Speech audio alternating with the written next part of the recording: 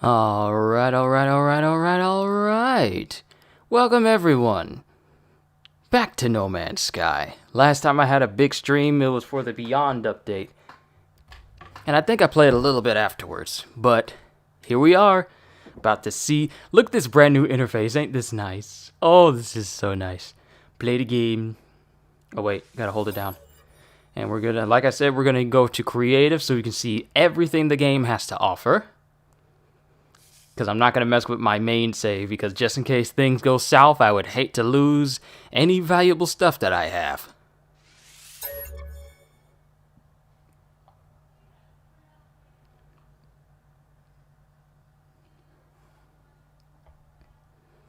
But yo, peoples, Kyushu92 here. Let me go ahead and get the formalities out of the way.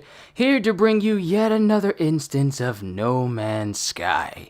With the recent massive update that they released for this game, I am happy to say that this game has so much going for it right now. Especially after today's recent update that just went out. Yeah, it's about to be good. So I'm actually really anxious to get into the world and see what it has to offer.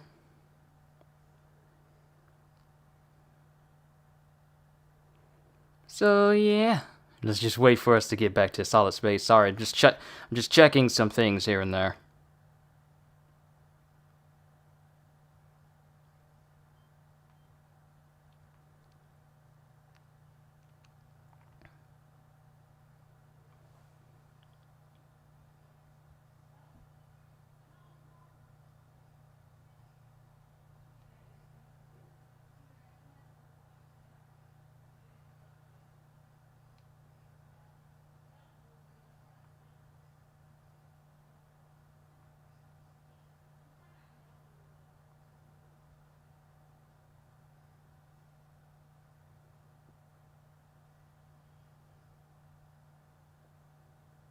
Sorry, don't pay me no mind. I'm just checking some Twitter posts here and there.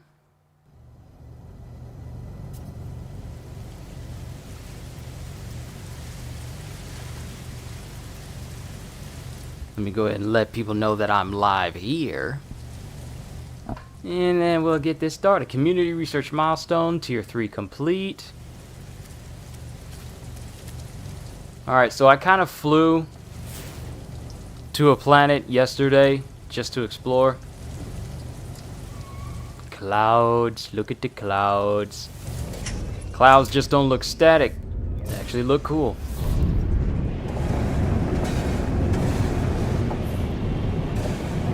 And actually, let me switch to a third-person view.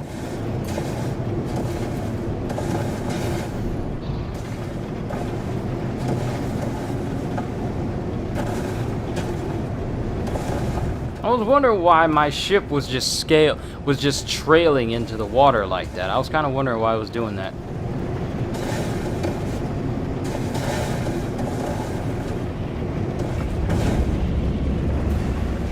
Now it's time to go into space.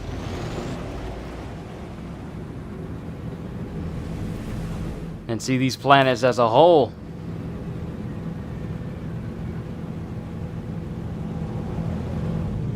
Alright, so looking at these planets, clouds look different. They don't look the same to me. And the way clouds are from outside, they ought to be the same when we go all the way down.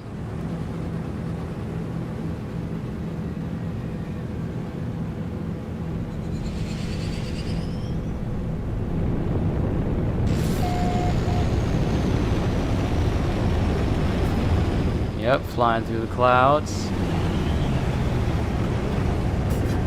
And if I was to land right here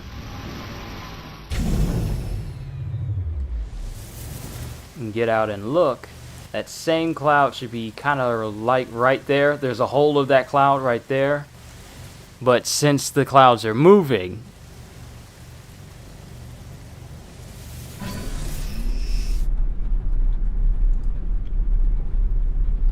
it just looks nice. Alright, so here's the big thing that we need to go. We need to go to a space station and see the upgrades for our multi-tool. And see about upgrading my multi-tool's overall class. So we need to go way out here. Alright, we're far out enough. We're far out enough. And there's the station.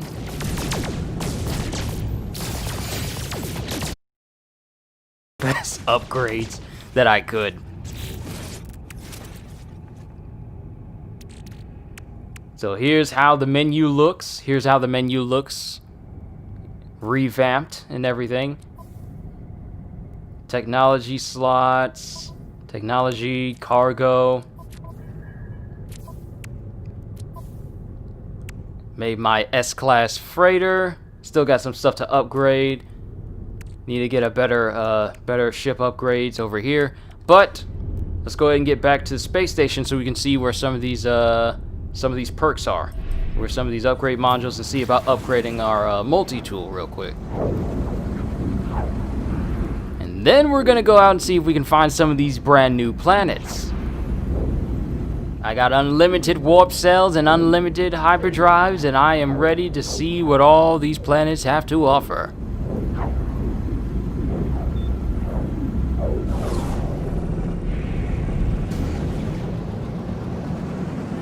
Alright, we're here now.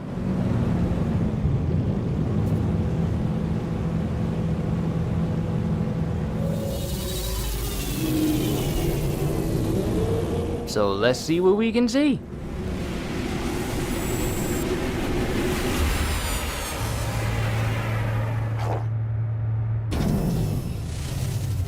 Alright, so there's the trader people over there, but over here is where I want to see. Over here is where I want to see just me being able to upgrade my multi-tool. I've already upgraded my suit in this star system, so we can't do anything with that. But here it is, ladies and gentlemen, your very own multi-tool upgrade station. Now, you can upgrade not only the class, but also the inventory space of your multi-tool, so now you don't have to always search for one that's S rank. Searching for those is now over. Install slot, multi-tool expansion slot. And with that, apply upgrade circuit. I can upgrade this baby to have another space. Go ahead and do that. Then go ahead and do that. Alright. Storage, I believe, is now maxed out, because it should be grayed out. Can I add another one? Nope, can't add another one. Max storage. Max storage has been reached. Let's go ahead and upgrade the class of it, which should in turn allow us to get more inventory spaces that we can use. So upgrade the class, cost 25,000 nanites. Good thing I'm playing in creative, because I know for a fact I don't have that on my regular file. Voltage absorber PJ50 has been successfully upgraded. It has now been upgraded to an A class. Damage potential is ridiculously high, and I don't even have like the best upgrades for this, which means I probably should be getting the upgrade modules for this thing to upgrade it even more. I'm probably going to rename this thing. So let's go ahead and get it to the S class, and that costs 50,000 nanites for you guys.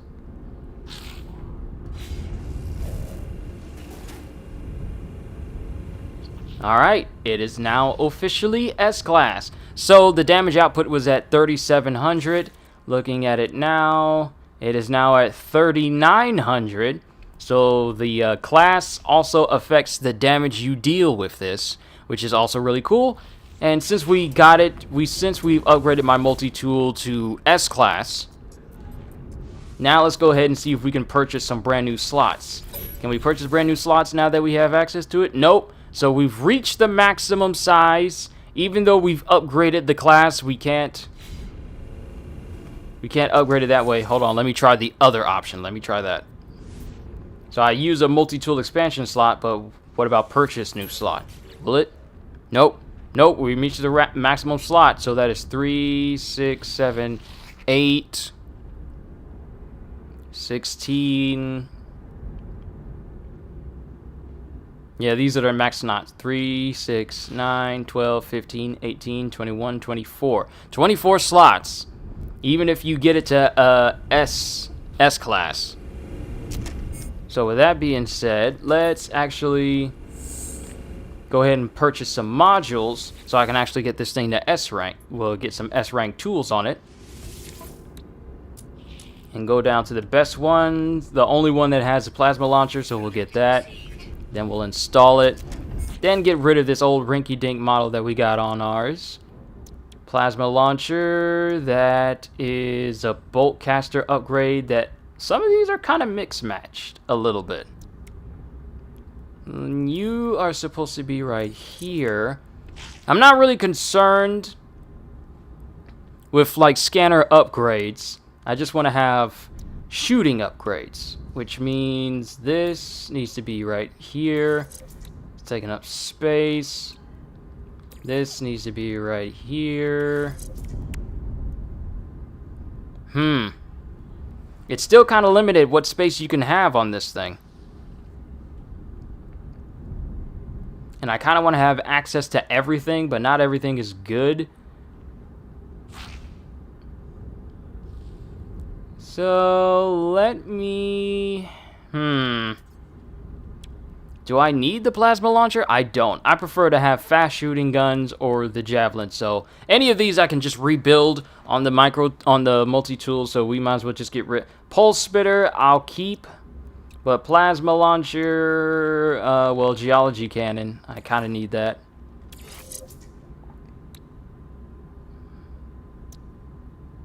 Shell greaser shotgun. Dismantle. Dismantle. Put bolt caster here. Get rid of this rinky-dink upgrade. And this upgrade. Move this here. Move this here. Move this here so it's all linked together.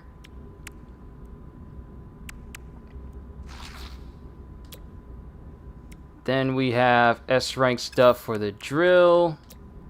Go ahead and install that. Free. Okay, so you actually need new components in order to do some of these upgrades. So in order to get the optical drill upgrade, you need a quantum computer. So it wasn't a quantum component like I was saying during the patch notes. And you need a solar mirror, which requires 3 pieces of that in order to make. Interesting. Let's go ahead and install that. We kind of actually really don't need it because even if we were to mine stuff, we can basically make anything without actually needing the resources in creative mode. So all I really kind of need... is just... guns. Lots of guns. But since I have that upgrade, magnetic resonator, wait a minute, what is this? An electromagnetic frequency oscillator able to function in a wide range of conditions thanks to both ferrous and non-ferrous magnetic properties used in the creation of a wide range of advanced technologies. So this must be what it means by certain components were recycled and others were used for other means. Airburst engine, powerful upgrade for the jetpack. I still need to upgrade my space for the jetpack, so I kind of need to work on that. For those of you just joining in, there's going to be some things that we're going to be seeing in this stream today because I am not playing on my normal file. I am playing on my... Hold on, where's that upgrade? I know I just bought an upgrade. Oh wait, it was over here the whole time. I know I just bought an upgrade. Plasma launcher upgrade, okay. You're supposed to go here. Get rid of that upgrade because it's not good. Put you here.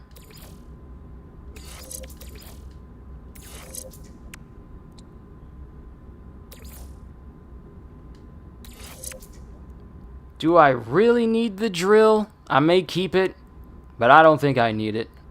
Let me get rid of these C-grade upgrades, because only the best for my gun. And we kind of don't need the improve scanners. I mean, sure, we can see over a long range, but we kind of don't need it. And I'm looking at these other spots, just seeing, like, is this all the space that we can muster for our gun? That's kind of the thing. Because it's still kind of limited in the space. I mean, I was kind of hoping that the space could go down here, all the way down here, so we can have maximum space and thus maximum upgrades, but I digress. It's not that big of an issue. Though I am still hopeful for eventually being able to get maximum upgrades.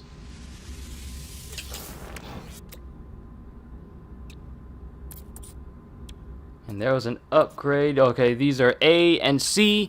We're only going to be putting S rank stuff on here. So this has got to go, and that's got to go.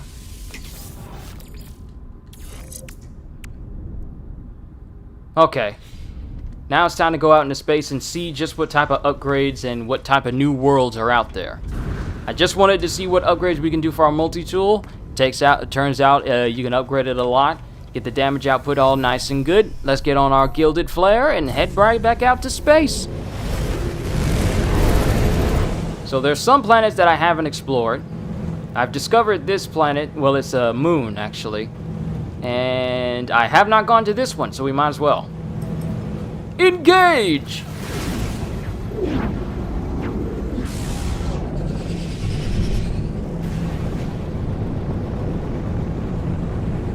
I'm really hoping it's a desert planet. Or maybe it's even a hot planet. I really hope it's one of those where a sandworm is here. Oh, this looks like it could be a nice hot planet. Which means we could possibly either see a volcano here, or maybe one of those long, big mountain ranges that they've updated into it. And while we're out exploring, I hope we come across one of those ancient civilization structures while we're out. Extreme atmosphere decay.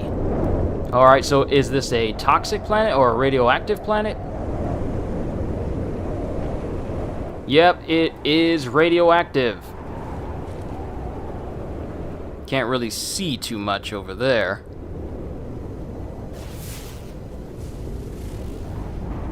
There's materials. Ah, the little trails that pop up from items that you see, they actually have like a little bit of a different look to them. And the visor, ooh, the visor looks nice. Despite the atmosphere and place that we're on, it actually looks quite cool. If only you could switch filters like the Predator.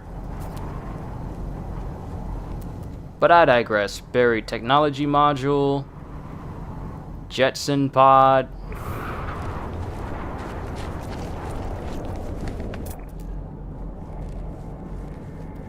Alright, so we're going to get exposed to radiation in about a good 2 minutes. Let's make our way towards... I know I've seen one of those chests over... Oh, wait. Do we got creatures? Do we got creatures?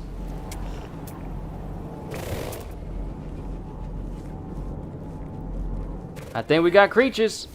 Weather update, storm clearing. Alright, so things ought to be looking better for us as we're moving through here. Yeah, it's starting to clear up.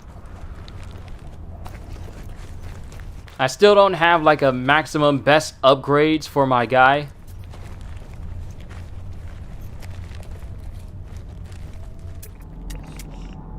So I still need to make my way towards different solar systems and get like the S rank upgrades for them.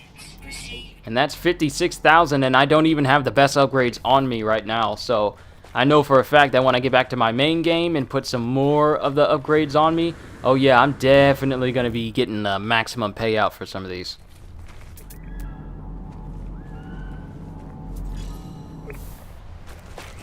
But let's get that buried cache over there real quick. It's not that far out.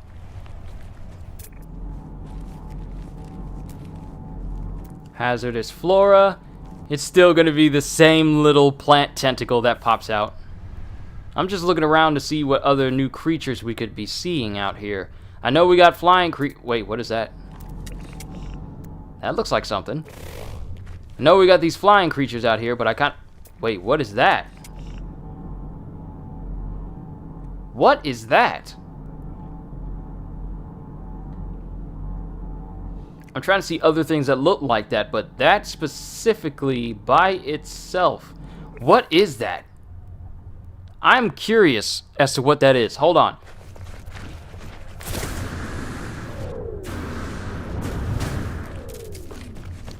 Alright, first we're gonna find...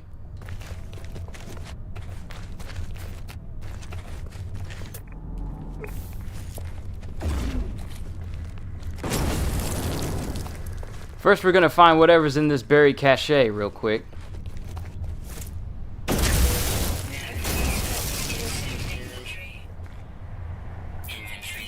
Inventory is full. How is my inventory full? I'm not carrying... Oh, wait, yes I am. There's a gravitino ball in there. What's that doing in there? We don't need that. I really do need to expand my inventory space for my creative character. We got pugnium to sell to the black market traders. Wiring loom. Cargo bulkheads I can put on my freighter. Writhing nodile. A scrap of organic matter. It's not clear if this is a life form in its own right or some ejected separate part of a larger being. Unlikely to be desirable.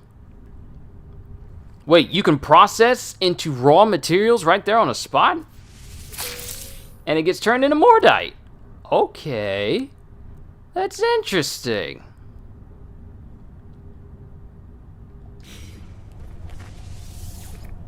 Alright, we got more mordite.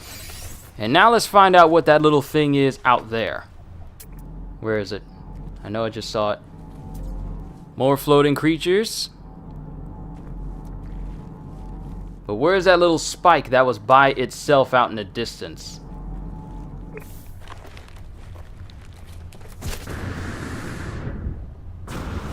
Ah, I think I see it.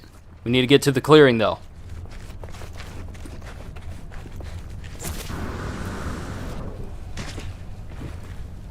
Alright, where's that little spike out in the distance? Ah, there's one. Not the exact one that I saw that was closer to me. But there is another one. I'm trying to find out what that is. Is that just a regular plant? Because I've never seen a plant like that before. Yeah, that's it. That's it. There's another one, but this is the one that I was looking at. And I'll just call my ship over so I ain't got to run all the way to it. Diamond Samurai! Welcome to the stream! We're checking out No Man's Sky's Origin update. We're doing it in creative mode so we can have the maximum amount of freedom without having to worry about sacrificing credits, nanites, or any materials. And, you know, and suffering actually surviving in space. So we're doing this in creative. I already got the platinum, so I'm not worried about trophies. So we're just checking out everything the game has to offer, and hopefully we'll come across some of these new planets and new animals as we go out. So this is in fact a... What is this? Oh, it's material. It's some sort of stone structure. Okay. We're on a toxic planet right now, and we got ships just flying about. Though I don't know if they're going to actually land on this planet, since this planet is radioactive. I have at least 10 minutes before I'm critically exposed to radiation. So let's go ahead and call my ship over here real quick.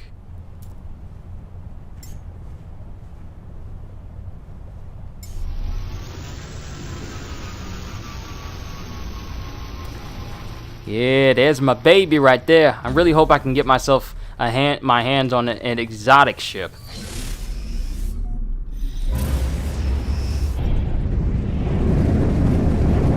But the game has updated massively. We got large mountain ranges, we got planets with volcanoes, clouds look different, and the way clouds look on the ground and look from space is exactly how they look, vice versa.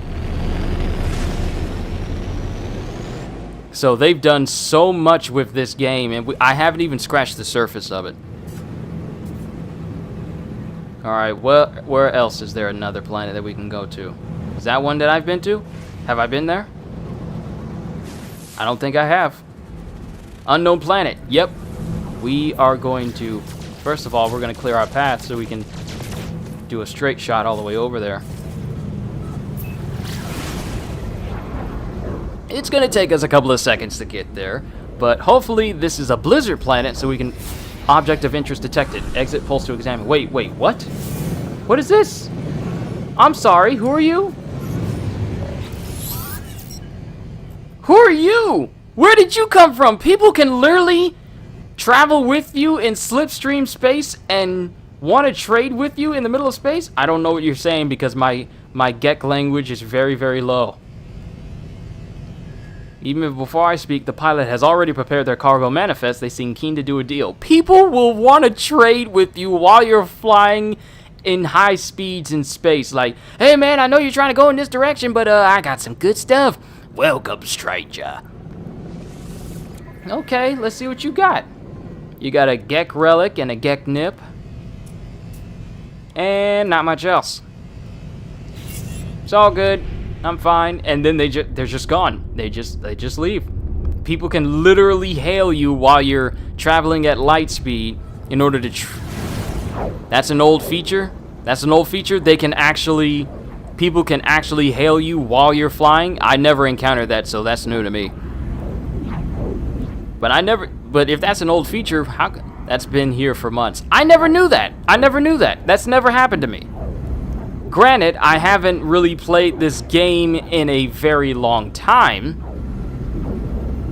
So, of course, a lot of features that many of you may be accustomed to may be very, very new to me. Space looks cool. Oh, yeah, it looks cool. And clouds look so much better. Clouds have different shapes and sizes, and they change depending on the day. And this looks like a blizzard planet. So let's go ahead and set her down here. Let's see if we can find something here. I highly doubt we're going to come across any sandworms on a frozen planet. Can I fly around space for a bit? Yes, let me actually just get out so I can discover this. We're playing in creative mode, so that way I don't have to worry about running out of resources, and I can literally travel wherever I want to. And of course, we're in the middle of a storm. It doesn't look like... I'd highly doubt... There's massive mountain ranges now. Now it's not just like, oh, a big old mountain that's just like very, very sharp at the top, and then it's just flat ground for miles upon miles. Freezing temperature improves heat efficiency. So now being in hazardous weather actually has benefits. So if I were to switch to my mining laser, it pretty much makes it so that, like, if you can see it right now, hope you guys can make it out, but my bar for my mining laser is going so ridiculously slow because being in a cold environment slows down your use of your mining laser, and it keeps it from overheating. It's actually really cool how it does this. It really is. But these are hostile planets and everything. Well, actually, wait, what was that? Something just flew over me. Was that a ship? Those are giant birds! Giant bird creatures! Another thing they made is they made it so that birds and other flying creatures fly closer to the ground, because how many times have we tried to take a photo or try and scan a creature on a planet, but they're just so high up, and when they fly away, you lose sight of them. Now they're closer to the ground, which makes them easier to scan.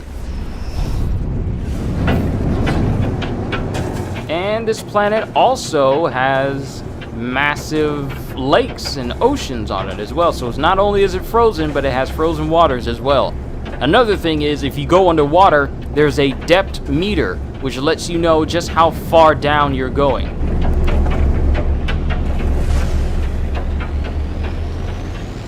Alright, let's go ahead and leave this planet. I kind of want to find a planet, a paradise planet.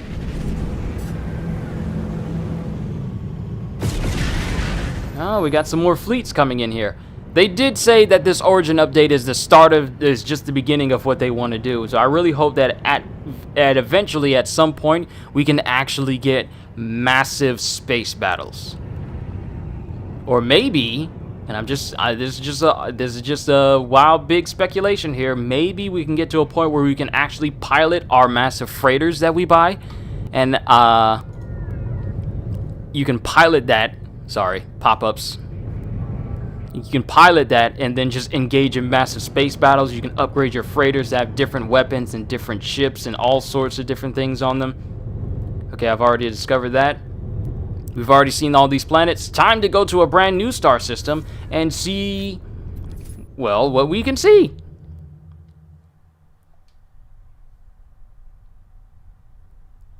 Alright, so let's go to Free Explore.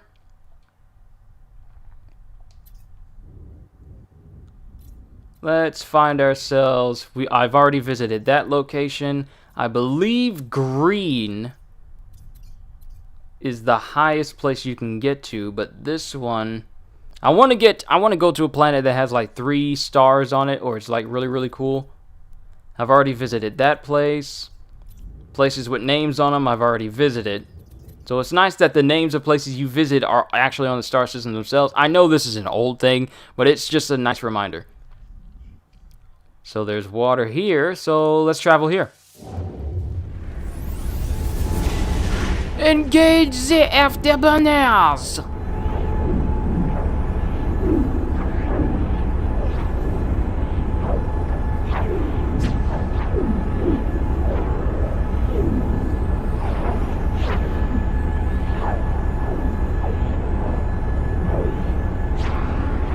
Just waiting to come out of hyperspace. I was kind of hoping that we could customize our ships a little bit, but it's fine. I'm not even worried about it. But here we are in the Tuisan system.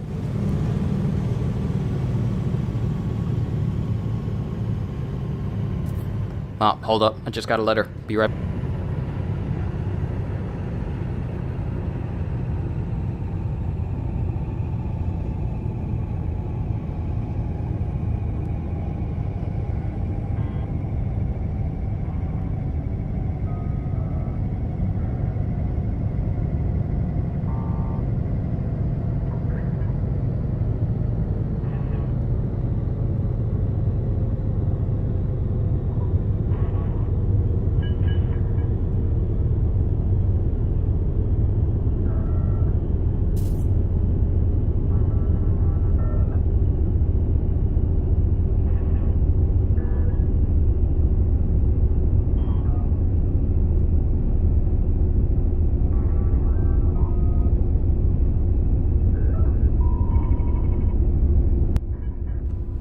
Welcome back, CJ.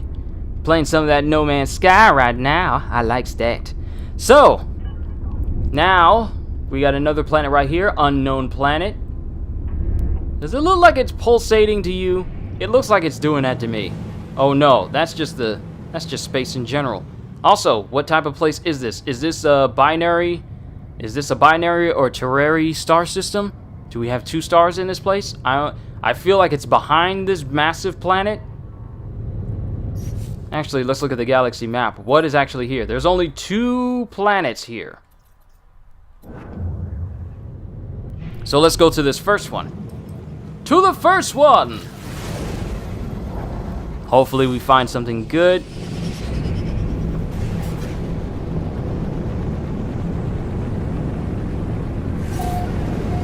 Planet Kokama Alpha.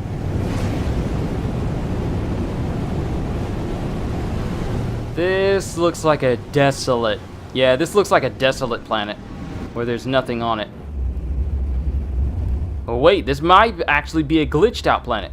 Maybe it's actually a desert planet. Oh, I hope we see some sandworms. Let's find a flat surface to land on.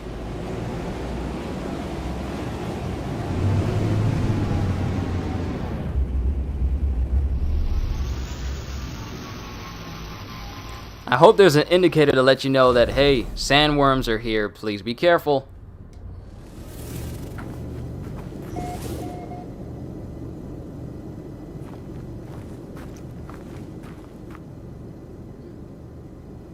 Alright, flashlights on. What is this?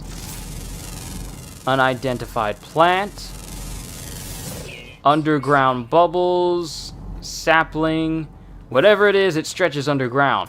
And we got creatures. So creatures actually do live here, which means that it is not like a fully... It's not like a fully glitched out planet. And we got brand new plant life. Well, not brand new plant life, but like brand new creatures right there. That's a new type of creature right there. I've never seen that one. And there's creatures over here. So small that I could barely see it.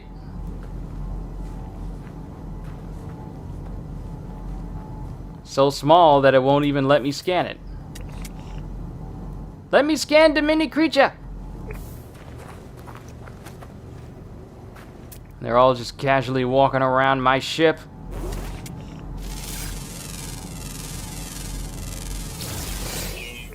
$35,000 from you. Where's the little mini creature? That thing is so small you can barely see it. Creatures move in herds.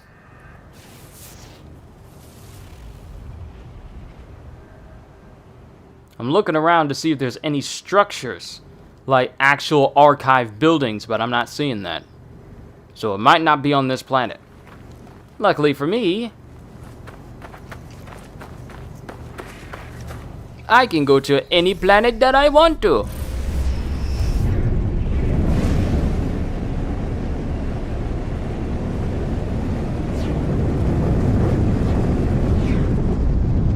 And it doesn't look like this is going to be a desert planet where sandworms will pop up. So we're going to have to go to another planet in order for that to happen.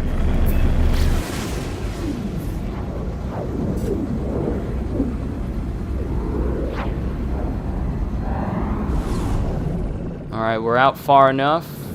I see that one star, so it looks like it's just a binary system. There's that planet that we were just on, and there's that planet out there. What is your surface like? Blood planet? I'm sorry, blood planet?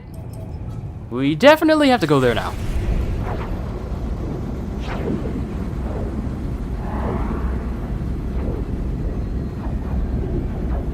Good thing I got upgrades to my pulse engines that'll let me move back and forth even quicker.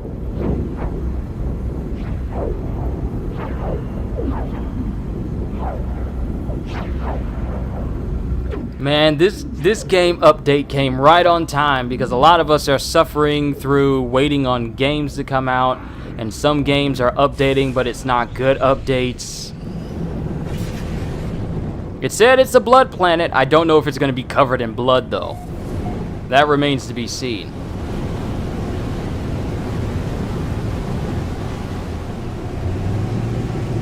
Oh, okay. Okay, blood planet. You got some peculiar looking plants here.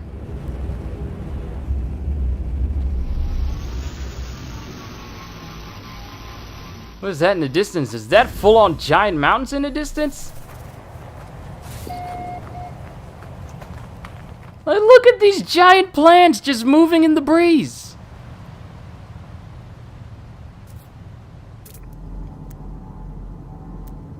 So there's ancient bones here. That's cool and all. But I really hope we come across a sandworm during this stream today. That's going to be the big highlight. Aside from like the giant alien structures, I really want to come across a giant worm.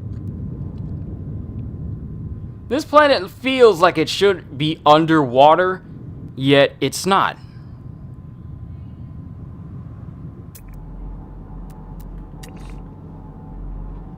Natural burial site over there. Then you got a massive mountain over there.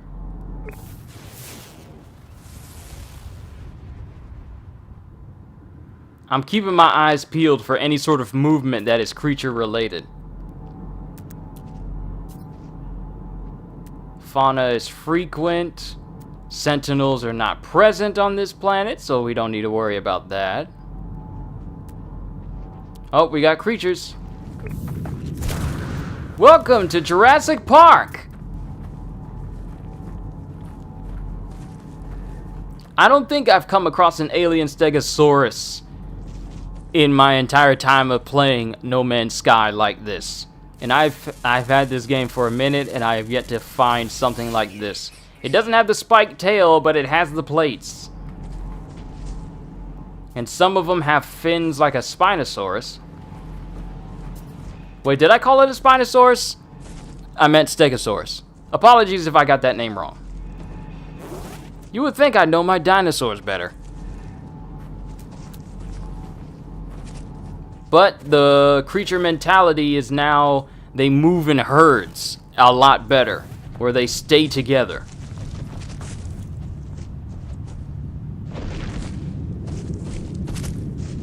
Come on, sandworm. I really don't need to scan these things, but I just want to just because out of habit. We need to find a desert planet. We need to find a planet that has a desert and see if we can either find, catch, or kill ourselves a sandworm.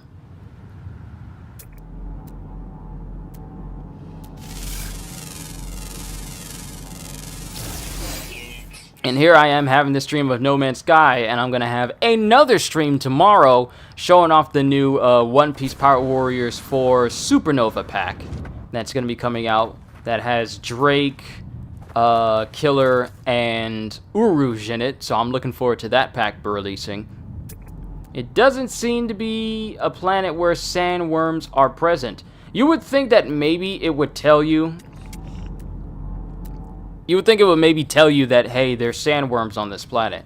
So it doesn't look like there's any here. So maybe we should go to some civilized systems in the hopes of maybe we can find a planet with a sandworm, because I really want to find one. Out of all the things that they've allowed us to do in this update, I really want to find a giant sandworm and just watch it. And it doesn't look like we have a space station here, otherwise I would have gone to it and upgrade my inventory slots, because I really need to. But also, look at how big these mountain ranges are. They're just massive now. Playing with friends is going to be a lot more fun, especially if one of your friends finds a hostile planet with very hostile creatures and one very hostile sandworm. I'm sorry, I know I keep talking about the sandworm, but I just got to find one. And since we've already visited both of these planets, both of them do not have one. So, time to go to a new system.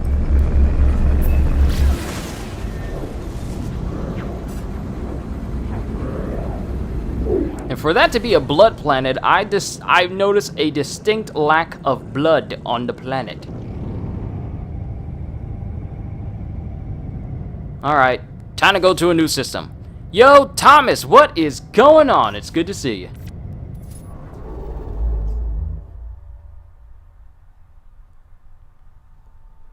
Alright, so this is our current location. There's currently no people here. I haven't been here, so let's travel here. There's 3 planets. Hopefully one of them has a sandworm.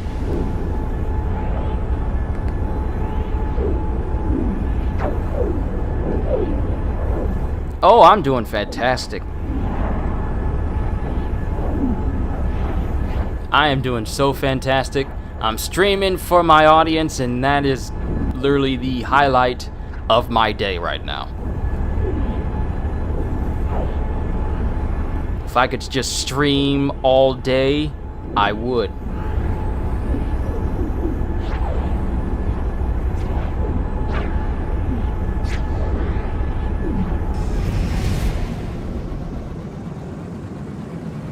Alright, we're here in a new system. And we found our dual binary star systems. Now we got two stars. Journey milestone accomplished.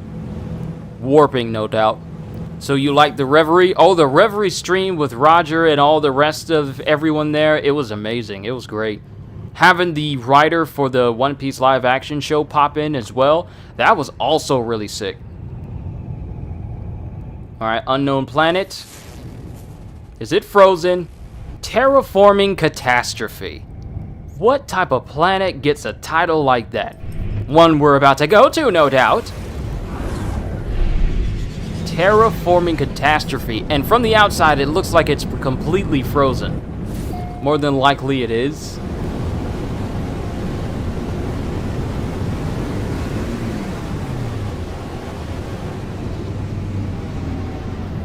Yeah, this place is definitely frozen. But it doesn't look like it has like a whole bunch of... Wait! Shooting stars! Ooh, ooh, ooh, ooh.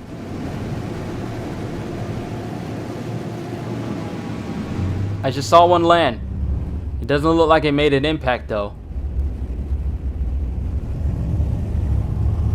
I'm looking around to see if we can get another shooting star to land somewhere, but... That was cool. That's okay, we got our first shooting star on stream. So pumped for that show now. Oh yes, I'm pumped for the live action show, because especially when this man got the approval of Oda himself. Yeah, I'm looking forward to the show as well.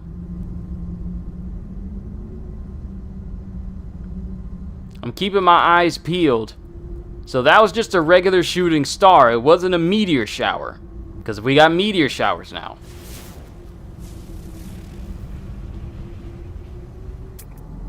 And what type of planet is this? This planet is eerily calm, devoid of fauna, and no flora, no sentinels. It literally is just a barren... Wait, what is that? Salt deposit. I have to be on the next Reverie? Well, they know my name because one of their moderators called me out for doing One Piece Power Warriors 3 content. I'm doing One Piece Power Warriors 4 right now. And plus, well, you guys already know that I do One Piece reactions. Oh, the gravity is really low on this planet. So maybe one day I'll be on their next Reverie. Who can say?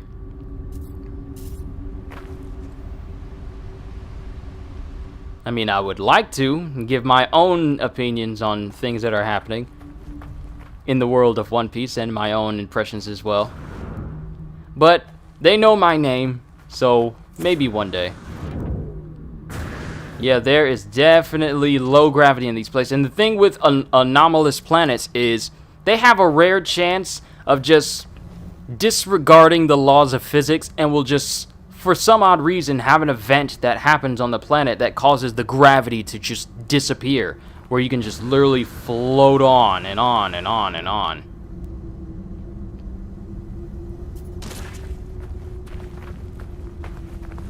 I still need to upgrade my jetpack so I can go even further. Alright, it doesn't look like there's anything on this planet. This planet is literally devoid of all life, so I highly doubt we're going to see a sandworm here. That's the goal today. The goal today is, on top of exploring all that this game has to offer, I want to be able to see at least one sandworm. And it looks like we've come into a system that doesn't have... Oh wait, it does. It does have a space station. So this game is good now. Oh, it's been good for a while. This Origins update just added even more to it.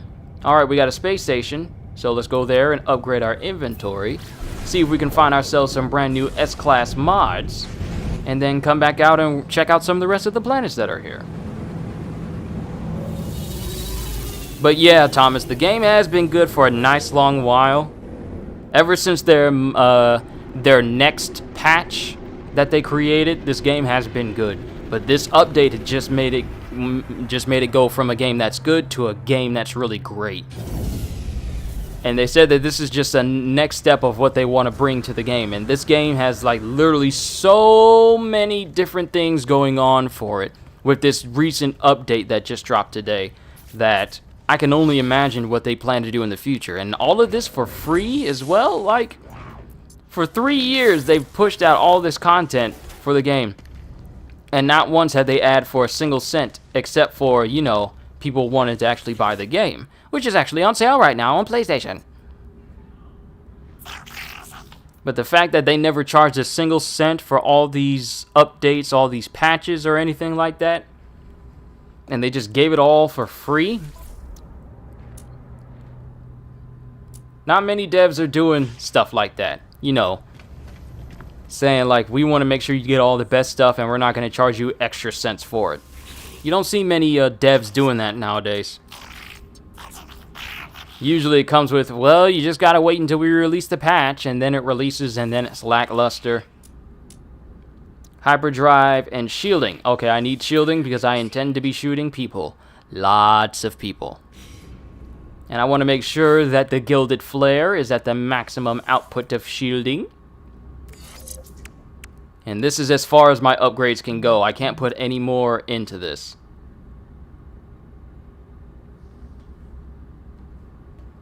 So now I just need an upgrade for my photon cannons, my rocket launchers, my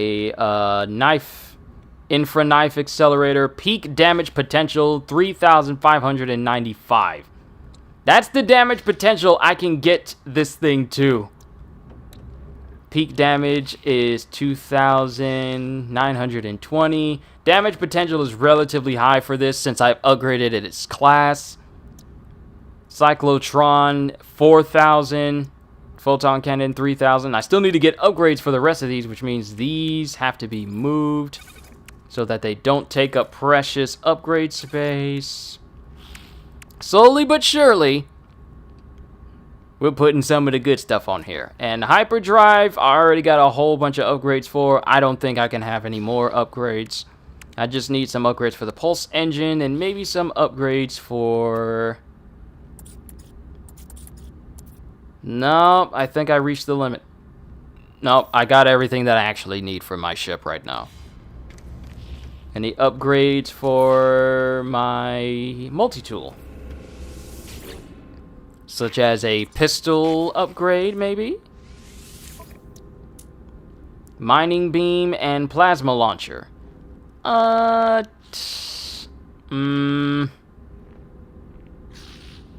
don't really use plasma launcher, so I don't need these upgrades. So we're good there. New title unlocked, Nomad. Ooh, brand new title. Sweet. Journey milestone unlocked. Let me guess, for this character, I talked to more people. Yep. Oh, wait, I traveled kilometers. Okay, so it changed my title that you can have on your banner, which is cool. Then we got people speaking here. People over there. We got a portal where we can travel in the portal for free now, which is good. I thought this was an interface. It's just something sticking out of the wall.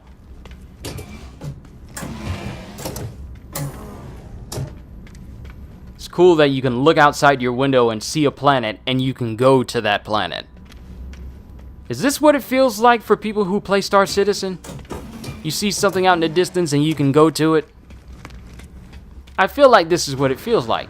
Speaking of games that deal with space, I've been kind of looking into the game called Elite Dangerous. And I've really been thinking about getting that game. I really have. It's just been on my radar, and they also say that next year they're going to be making an update where you're able to actually get out of you're going to be able to get out of your ship and travel on the planet itself. I'm kind of wondering about that. That's kind of why Elite Dangerous is on my radar.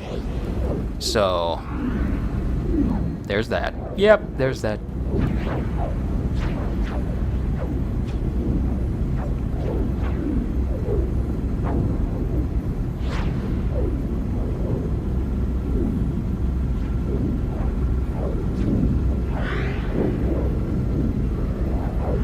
Alright, what planet is this? Going on it, and it looks green. It kind of reminds me of a radioactive planet. I really hope it isn't. I hope it's a desert one. Planet Woorag. Woorag 11. Mountain ranges are definitely bigger. Oh, this might be a sandy planet. We might have a place where the sandworm could pop up. I'm not holding my breath, though. Oh, yeah, this is basically a mountain planet. Because there's so many large mountain ranges here. Like, what is this? It's going to be difficult for me to find a genuine good spot to land because everything is just mountain. This might be the clearest spot that I can get it to. Honestly.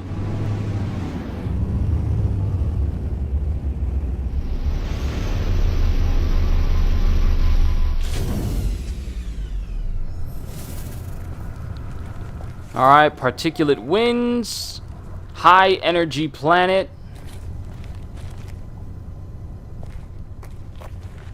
This looks like a place a sandworm could pop up all of a sudden. Not seeing any creatures in the distance, though. And you know what? I haven't come across any sentinels. I wonder if there's any sentinels around. Oh, wait. Creature? Creature.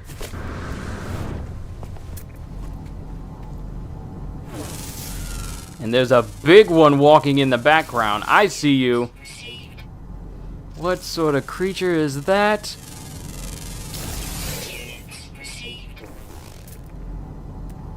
Then we got another one right here. How much is this game? Hold on. I'll pull it up real quick. I know it's on sale right now. It's part of a PlayStation Plus deal right now. So it should be right here. It is $24.99 if you get it with PlayStation Plus. It's $37.49 if you get it regular. Because the regular is $60, but now it's $50. Sometime last year.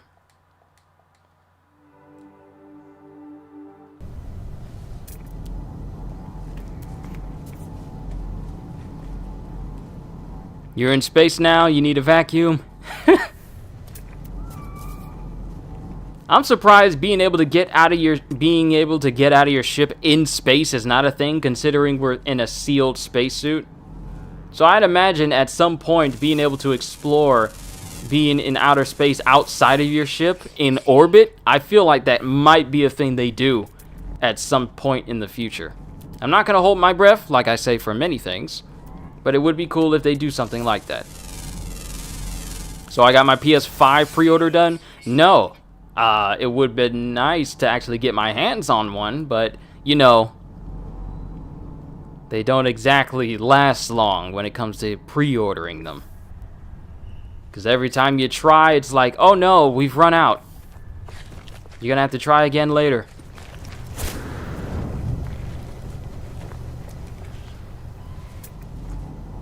Alright, this doesn't look like the planet necessary to find a sandworm. Think it would kind of help if we actually go to a planet with sand.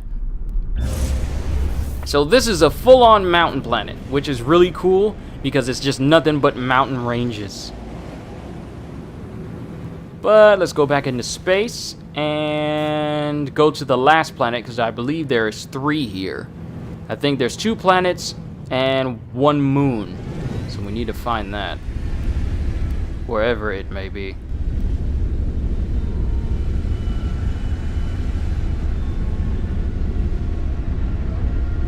Oh, there it is. Oh, it is a planet. I'm trying to get close enough to scan it. Unknown planet, scanning. Come on. Scan the planet for me. I wish there was an upgrade to make it so that you can cause your scanning recharges to be even higher than what it is.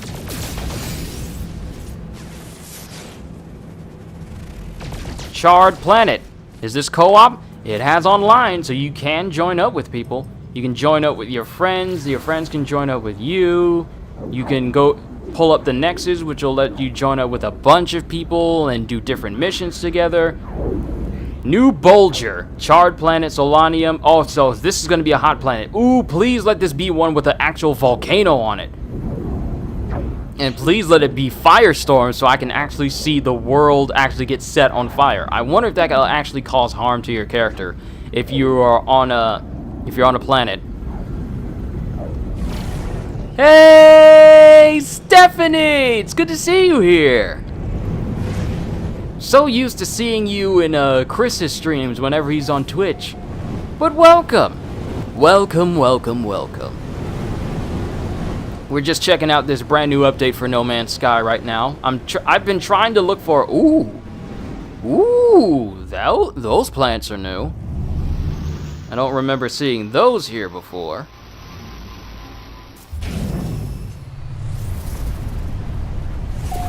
So there's a space station, that small little dot right there. There's a planet with the terraforming catastrophe, that's right there. This is a hot planet, but I don't see a volcano here. So it's not here. I wonder if this is a hot planet that can actually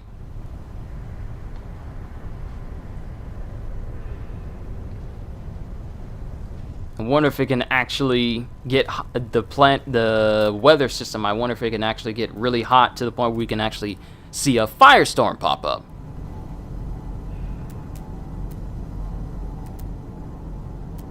Maybe we need to fly around a little bit more. We got a lot of creatures here.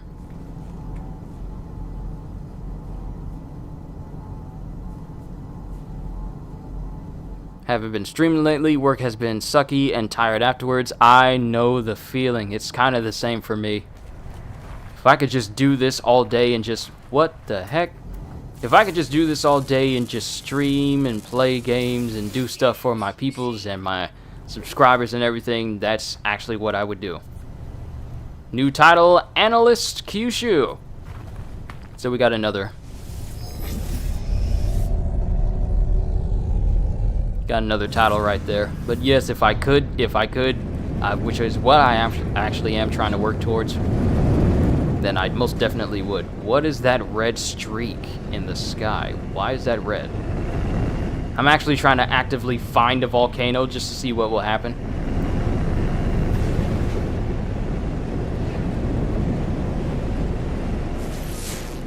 Oh, settlement? Is there a settlement? Unknown building. Oh, this is just an outpost to log in an area. Oh wait, let me see what you said, Nam. Have I heard of the celestial object discovered by scientists named Oumuamua? It looks like a city-sized cigar and tumbles through space like a boomerang. It looks like a space station. Interesting. There's a lot of weird things in the world. Alright, so those are the trail lines for the space station out in space. Doesn't look like there's any volcanoes on this planet, even though it is, in fact, a hot planet. There's no volcano here. So, looks like we gotta go to another star system until we can find a desert planet with the sandworms.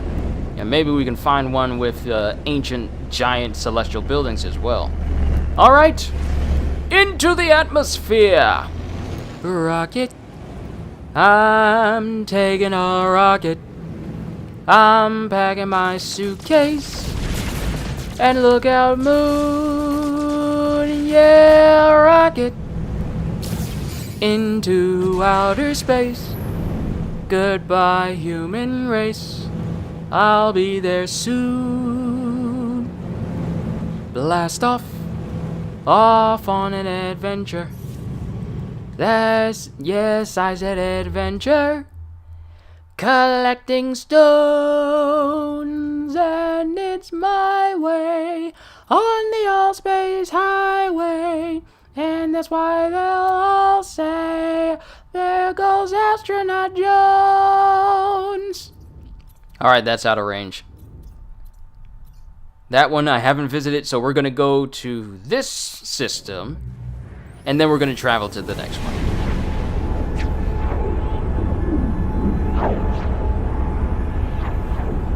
And the fact that this thing has 18 quintillion planets, and they say that billions of planets have been revamped, I really hope we come across a desert planet with a sandworm on it, and also an ancient archive structure as well.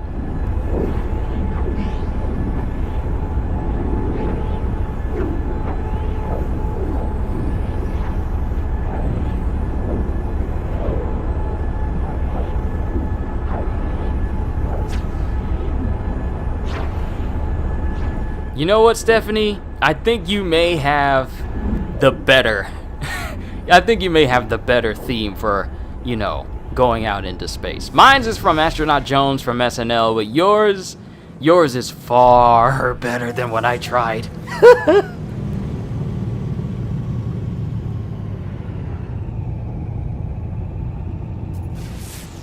Oh wait, I never discovered some of these planets. Some of these systems I visited, but never discovered everything. Might as well just kill across all those. Timmy Turner has gone into space with the use of his very godparents.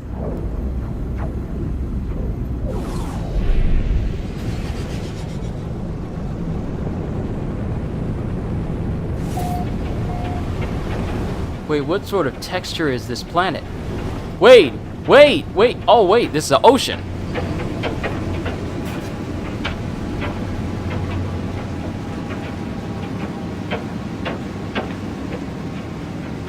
If I need kid songs, you got me. Thank you, Steph. Especially when it comes to ones that I tend to forget every now and again. I think this is a planet that I was already on, but I just haven't paid attention to it. Let's actually go underwater and see what the depth meter says on how far we can go down. Alright, I remember when No Man's Sky came out, a friend of mine named Kevin told me there are billions of planets in the game. I thought he told me the biggest lie ever, and here we are in 2020, and that couldn't even be more true right now.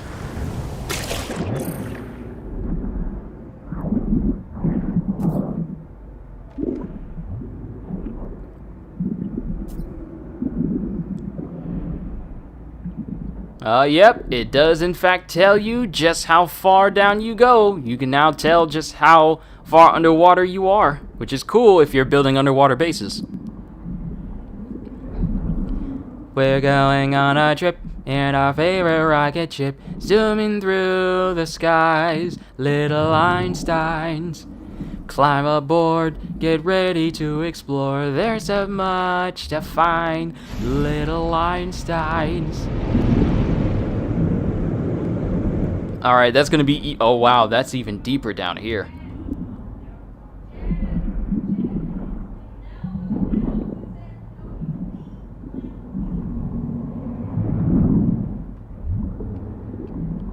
Now, I wonder if they've revamped, like, creatures underwater as well. Armored clam.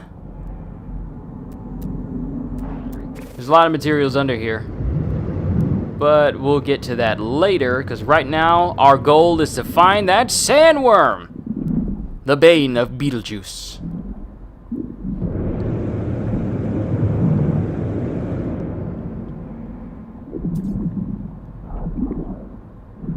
See, some people be sleeping on these Playhouse Disney songs.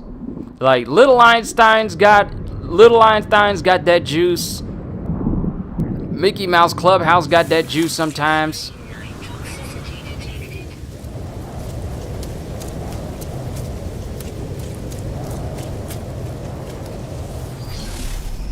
Don't be sleeping on them Playhouse Disney shows. And now everyone in chat has that song stuck in their head for the rest of the month. You're welcome. Thank you, Steph. If I could think of any songs I wouldn't mind having stuck in my head, Little Einstein's is okay in my book.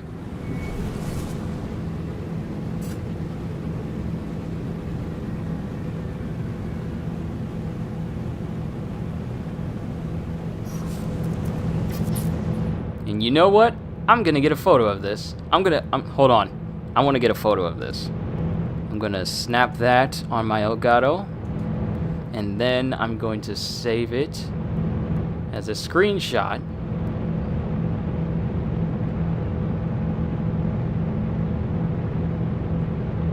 There we go.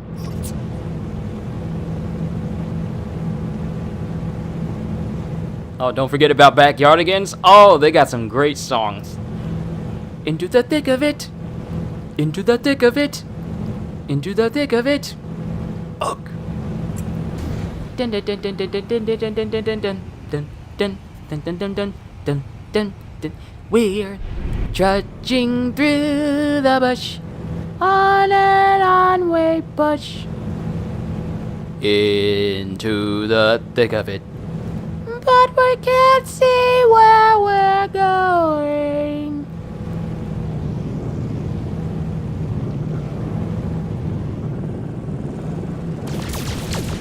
Hold on, let me clear my path here.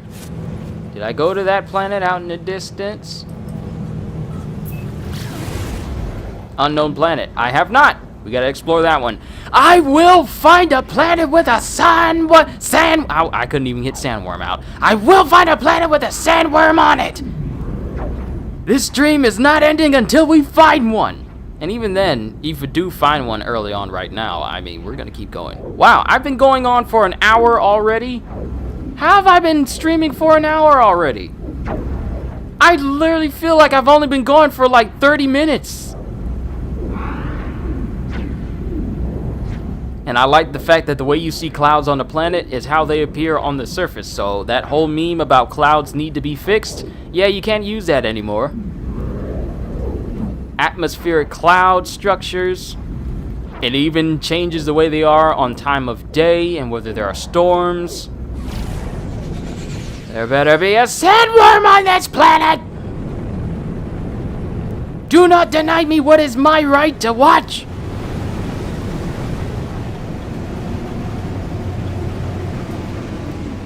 Oh snap! We found one of the planets that they showed in the screenshots for the actual patch notes website. On the website for No Man's Sky, we finally found the dead tree planet. Treebeard would hate this planet, this whole planet. It's not just Middle Earth, like a whole planet where it's just trees that are, for some odd reason, cut off at the top. That is so weird.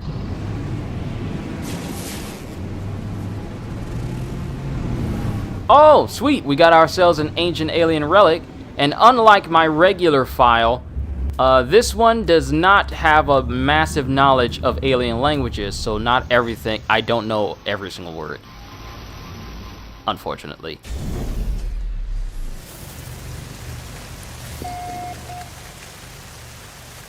It's because you have Eternal Stream on right now. Keeps you toggle life menu to turn it off. I don't have that admin privilege. And here you have these creatures traveling in herds. They all travel in herds. Or at least the mentality of them traveling in herds is a lot greater than what it used to be. You grew up on Three Musketeers back when Christina Aguilera, Britney Spears, and Justin Timberlake, and etc. were on it. I'm old.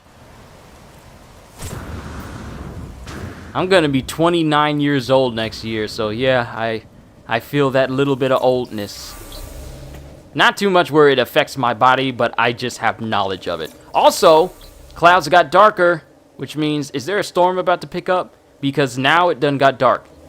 It's dark now. It was nice and sunny. Now it's dark. Oh wait, it's a meteor shower. Is it a meteor shower? I just saw one fall down on the surface. I just saw one. That's the second time we saw like a shooting star fall down to a planet.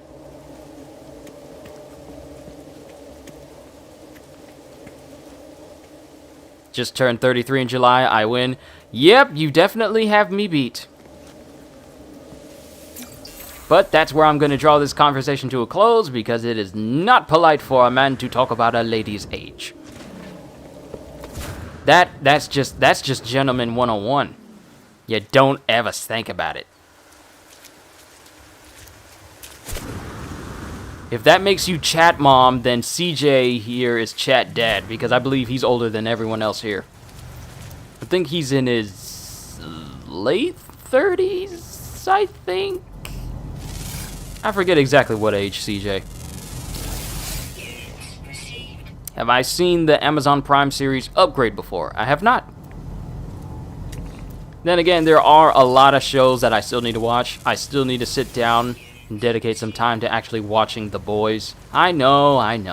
But I just need to find a moment where I'm not doing something or something that could lead into me being interrupted from binge watching all the first season. So I'm still working on that.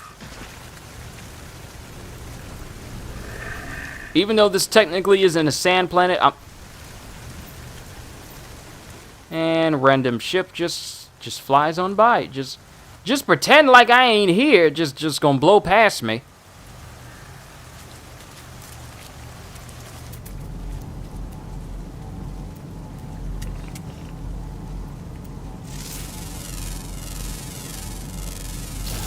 I'm scanning all these creatures for what end? I'm already maxed out on this game's monetary systems. Plus, I'm playing in creative, which means that I literally don't have to spend a single...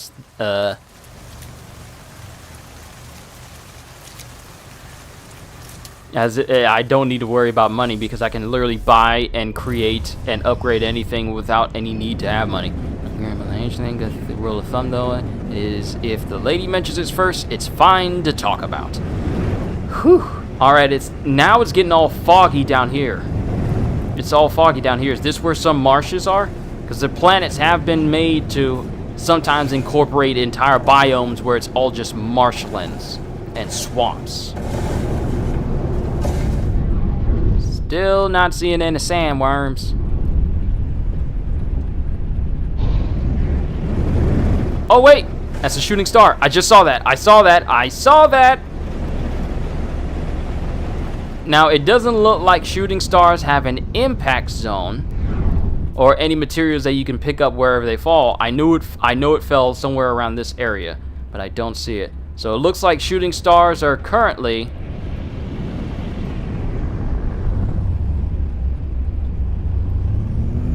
just an aesthetic thing. Well, I wouldn't say aesthetic, just more so they don't leave anything behind. Now, meteor showers can happen, and the game does suggest that you do not... Oh, there's another one. This planet is just full of shooting stars, just falling down, like slight meteor showers here and there.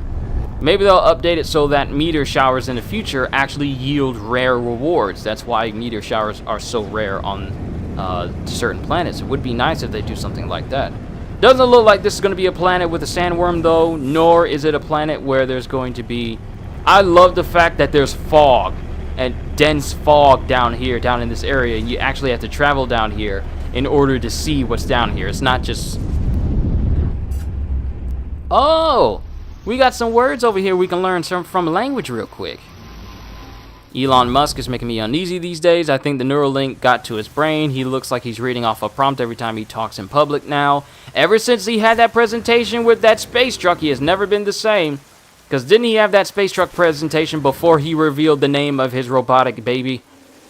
I say robotic baby, but because who names their children, who names their children wingdings?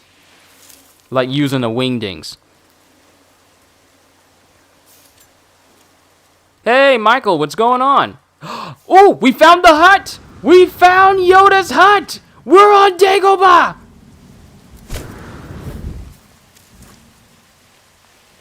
We found a hut. Hut.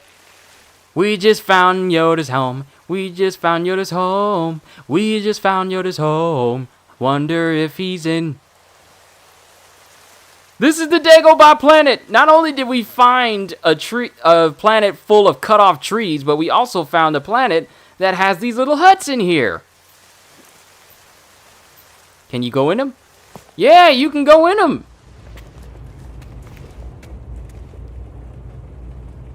But no Yoda. Oh well. If I saw a little green creature in there, I would have just called that a better highlight than trying to find a sandworm. But yeah, this is a swamp. This is definitely a swamp due to the fact that when you're up there and you look down at it, it's foggy. This is a swampy planet.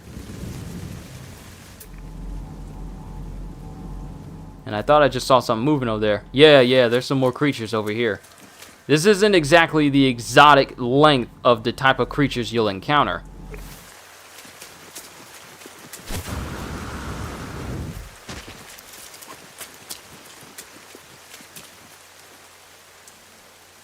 But I'm loving this game already.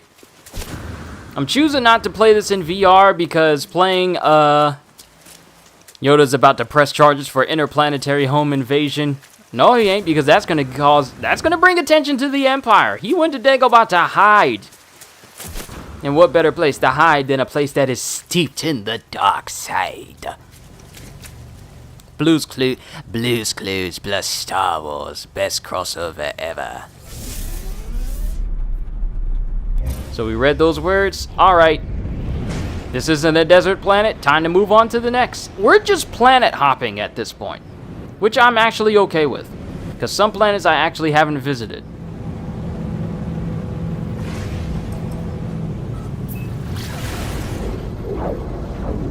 I see that moon out in the distance.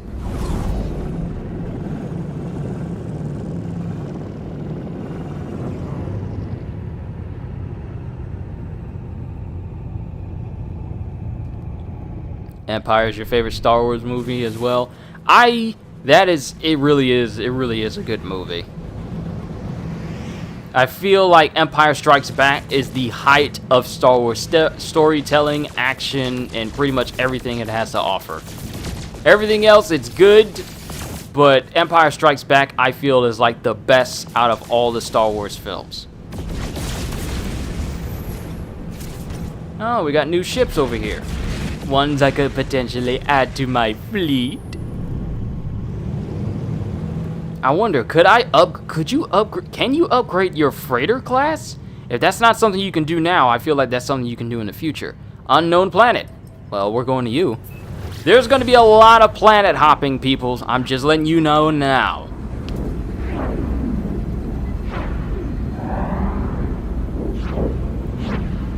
If space vacations ever becomes a thing soon, I'd love to tell my friends to go planet hopping with me. Space signal detected. Hold on.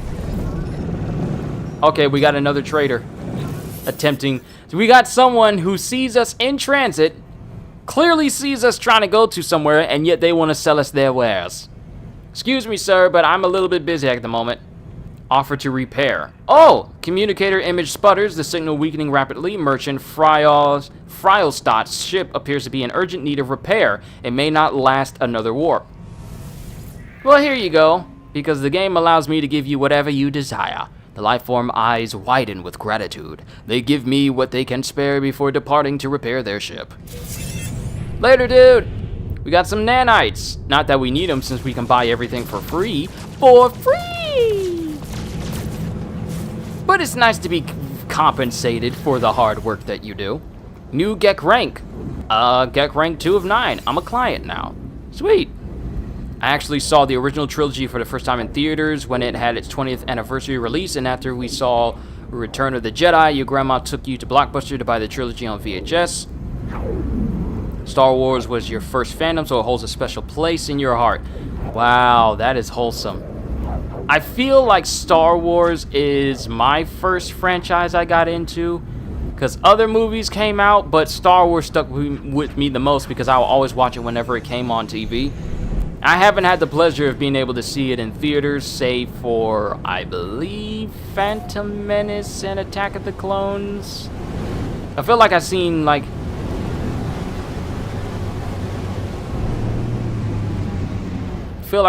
all the Star Wars films in theaters. Alright, what type of planet is this? But, except for the original trilogies, 4, 5, and 6. What type of planet is this?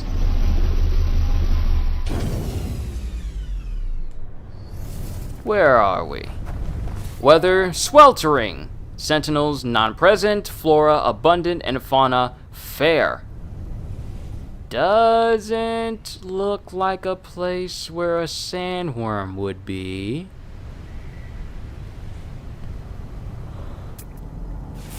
Scan the environment. Nothing too out of the ordinary. Since living automatons are a thing here, it would be cool yet frightening to see Unicron floating out there.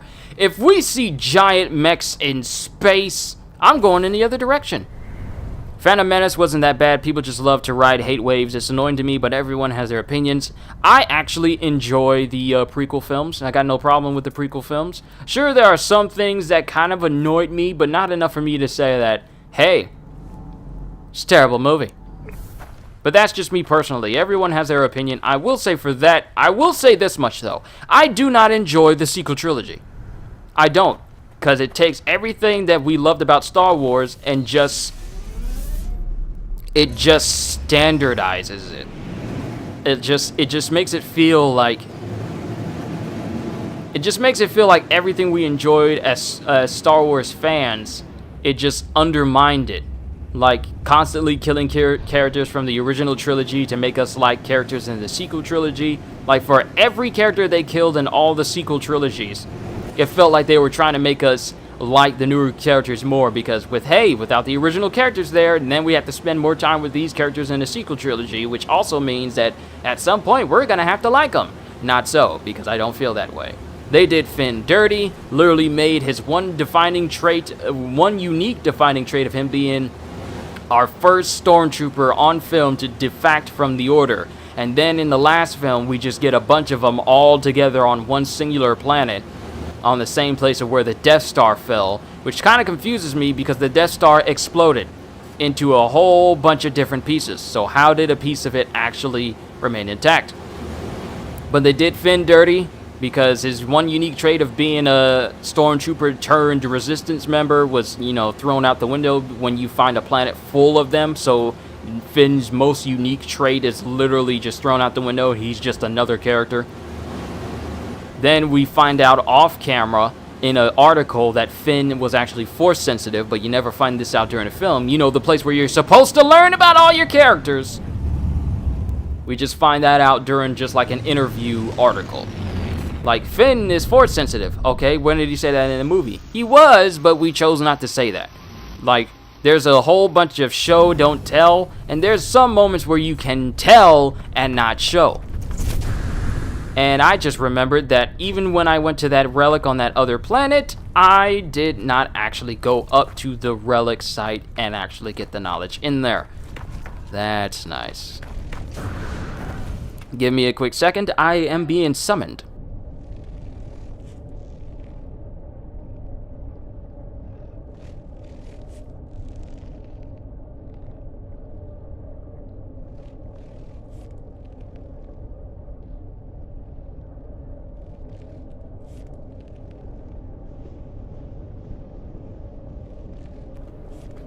Alright, I'm back. Time to see what these knowledge stones have to offer. You have learned the Greek word for tool. Alright, the only movie I didn't see in theaters was Revenge of the Sith because I was grounded, but my teacher's son was an animator on the movie, so he brought it in a bootleg copy and showed it to class.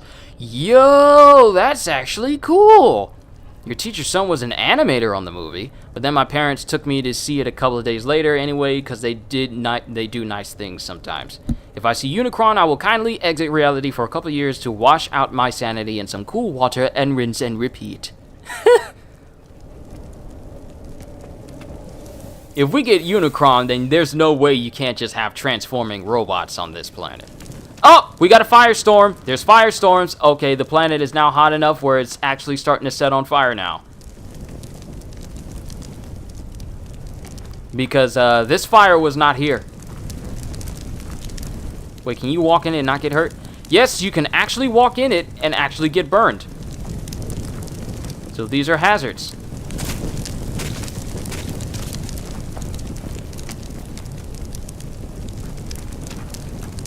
So if a massive storm picks up, then everything is just going to start getting set on fire.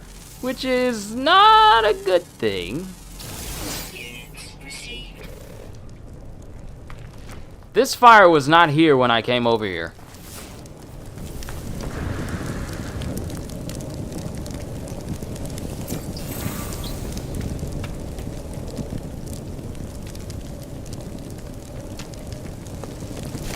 Wow, fire is hot. I know, I just had like a moment where it was like, oh no. Yeah, it's hot. Yep, more of the planet is starting to get on fire. As long as that fire doesn't get to my ship, I think I should be fine. Wait, since this is a fire planet, does that mean, is there volcanoes here? Oh, I would love to come across a volcano. The main goal is to find a sand planet with a sandworm. A desert planet with a sandworm, but, you know, seeing these instances of the biomes changing every now and again, it's nice, it's unique. Good thing there wasn't like a full-blown storm, because otherwise that fire probably would have been spreading a lot further.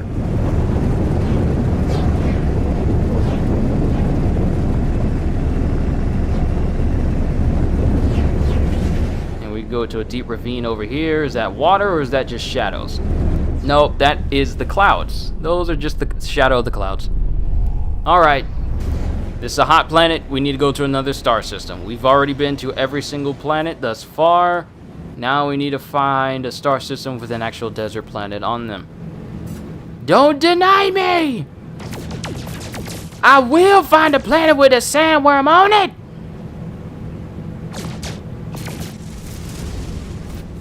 Already discovered that. Poisonous planet. I need to find... Discover that. Humid planet. Discover that. Cloud planet. Ooh, pardon me. Where's the moon behind this planet?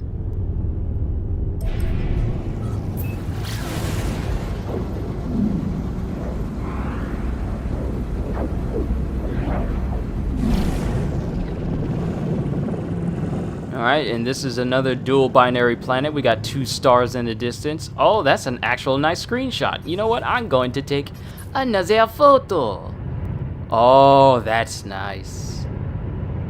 That's nice. I like that one. Hold on. I'm going to take a screenshot of that one as well.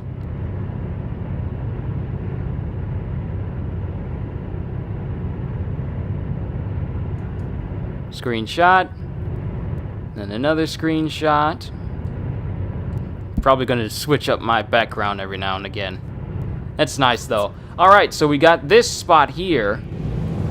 What are you? Unknown planet. Volcanic! Volcano? Volcano! I want to see a volcano. I'm finding the sandworm on hold. I want to see a volcano. And then I'm going to jump in the volcano. Just to see what happens. Anomaly detected. Exit pulse to examine. What? Whoa! What is this? What is that? Rubble of the first spawn? What is this?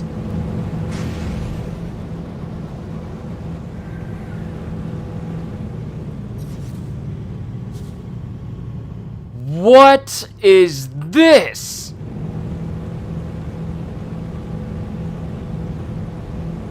It's a giant Gek monument in space. What the heck is this thing?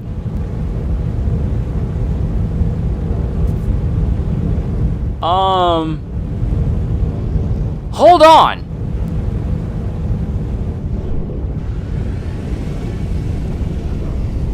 It's just a giant Gek statue in space. What in the world? What are the odds of me coming across this thing?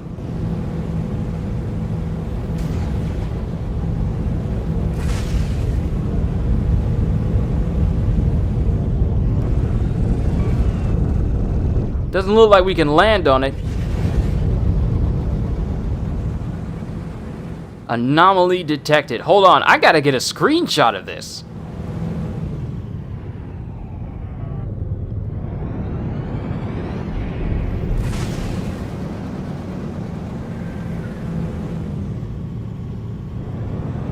What can I do with this? Can I just... Hold on, let's go ahead and slow up. I gotta take another screenshot of this. This thing is massive because it's not decreasing its size even if I zoom out. Dual barrel roll. Dual barrel roll! Give me a sec. I kind of want to take a photo of this giant Gek monument. What the heck is this thing? Yeah, I'm definitely going to be asking questions. What is this? What is this monument doing in space? Why is it here?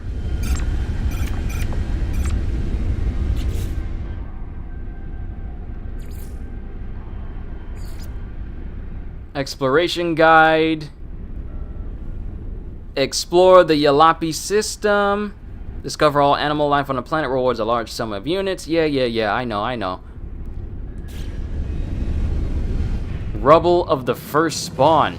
What can one do with this knowledge? Doesn't look like I can shoot it or anything.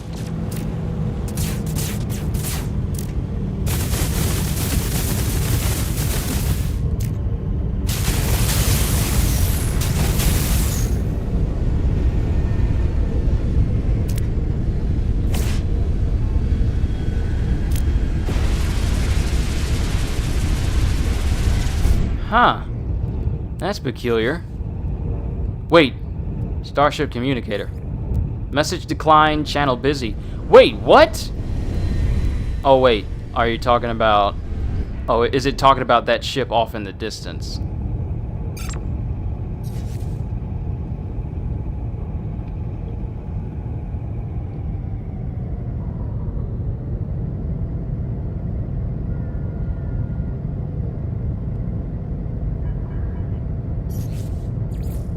Message declined. Channel busy. Okay. I don't know if there's anything you can actually do. I don't know if there's anything you can actually do with this. Like, if I fly to the top... I know I'm kind of being distracted by this right now because this is the first time that this has ever happened. Like, I've never seen this actually in space. It doesn't look like there's anything at the top.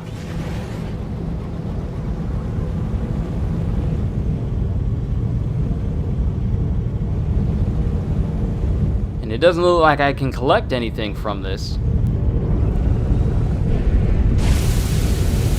And you can't destroy this thing because it's so big and it's so massive. Nor does it look like you can interact with it in any way. Though I can fly moderately through it. You can fly moderately through it, but that doesn't really change anything. And I'm getting stuck in everything now. Okay, time to get out, time to get out.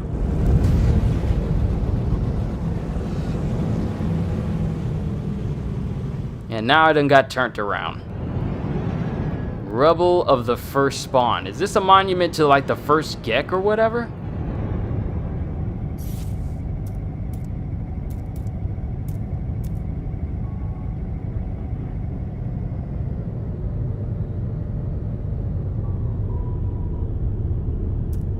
I can't summon my giant freighter here, so I'm not going to worry about that. But overall, that is... What is that? Is that just a oh, that's just a regular meteor.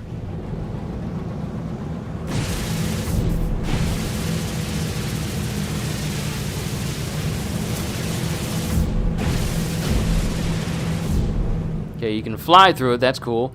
But that anomaly all of a sudden. Okay, that was surprising. Alright, onwards to that volcanic planet. To a Kainu's world!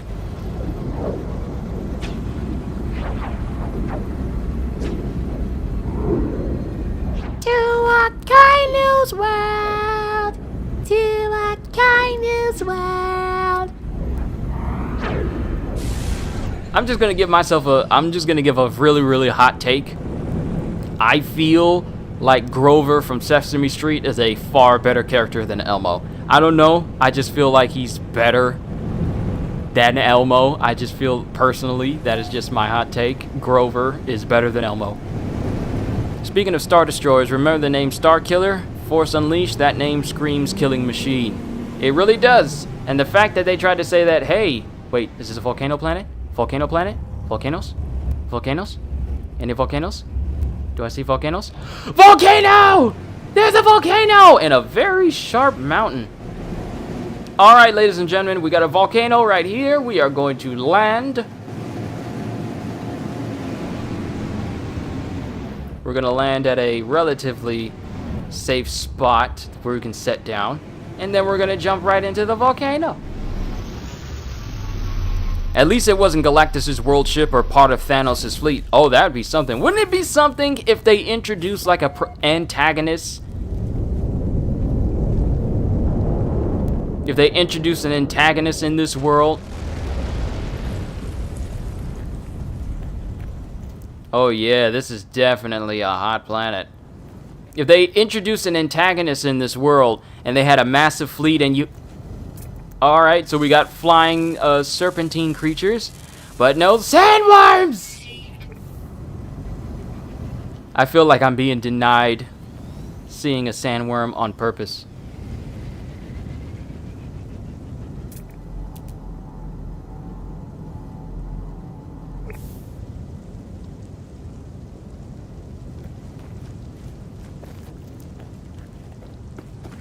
But in the land of Mordor, where the shadows lie,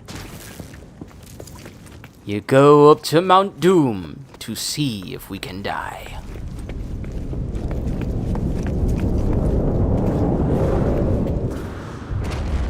Okay, we got a volcanic eruption. That makes me want to go up this thing even more now.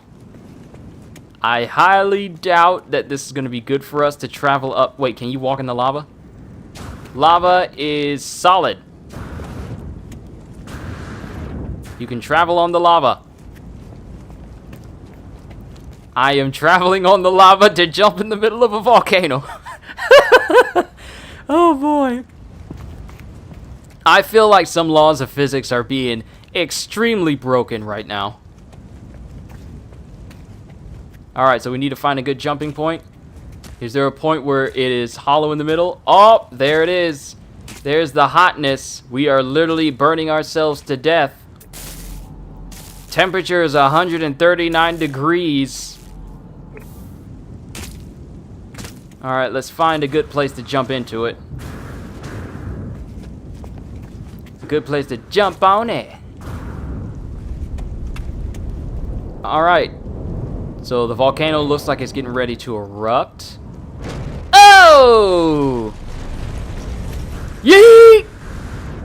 Woo!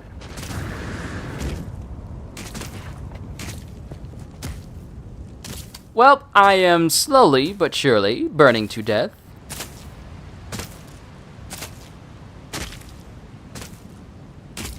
Lava or magma is only semi-solid in reality. I am currently breaking all conventional methods of, you know, safety regulations when it comes to being around lava or anything like that. But since I'm in creative, I highly doubt that. I think my ability to survive this is all because... Hey! All because I'm in creative. If I was in my regular game, I more than likely would have died instantly. So in creative, you can, in fact, survive going into a volcano. But it's also cool that I just showed you that it is possible. It is possible. Used to have a friend that said if it weren't for physics and law enforcement, I'd be unstoppable. Honestly, it's kind of a mood.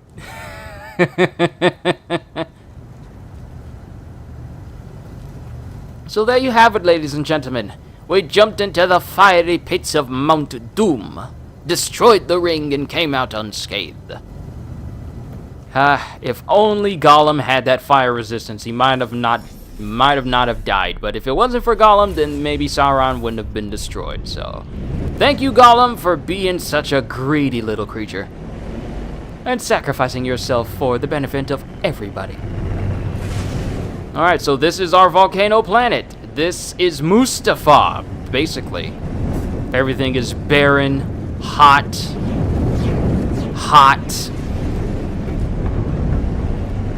Alright, time to go to a brand new star system. There's another volcano over here. Lots of volcanoes. Ooh, I wonder if I can get a screenshot of the volcano actually erupting. I kind of want to see if I can pull that off.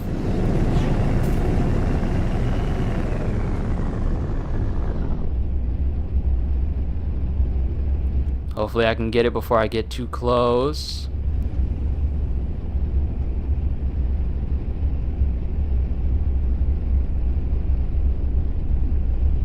Gollum and Larfleeze should meet. I highly doubt it, because if they did, then one would try to take the thing from the other. Never heard of this game series, kind of reminds me of Warhawk. Well, this is actually the first and only game, I would like to believe. Came out in 2016, regarded as the worst game of 2016. 3 years later, they released one of their biggest updates ever on top of everything else, and it's all been free updates. They've never asked people to pay for anything concerning this, except for the game's asking price, which is actually on sale right now. I kind of wanted to get a screenshot of the volcano erupting. Wow, there's multiple volcanoes all over this place. Dangerous.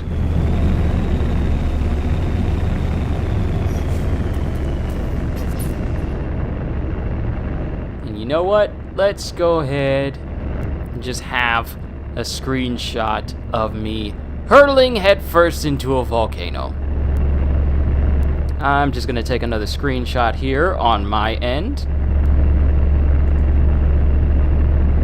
But yeah, for a short time it was regarded as the worst game of 2016. Now it's at a place where people are literally always anxiously waiting for its next update. Alright, so the volcano was where? I gotta reorient myself so I can head first into the volcano. and get a nice good screenshot of it. How did I lose the volcano that quickly?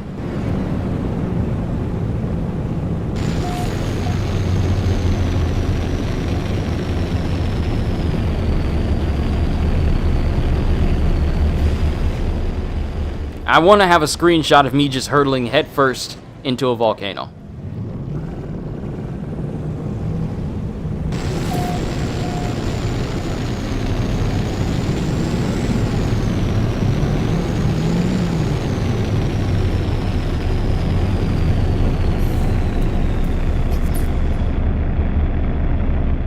Okay, here we go.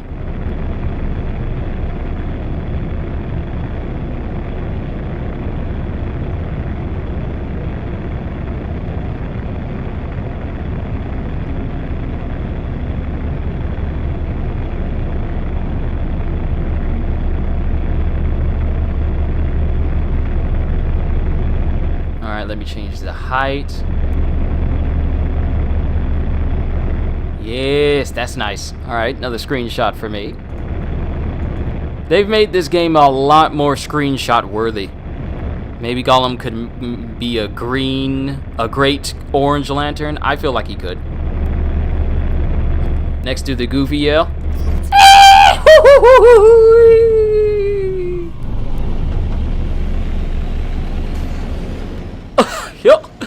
Well, we flew into the volcano. And we came out unscathed.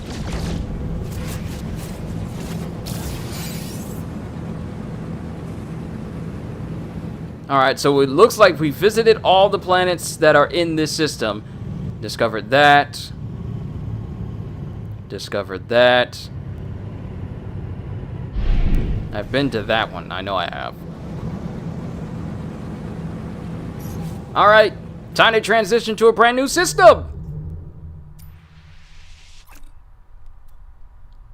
This is controlled by the Viking. Alright, economy and shipping, conflict unruly. Let's see. Gosh. Give me a desert planet already! I must see the sandworm! I must see the sandworm.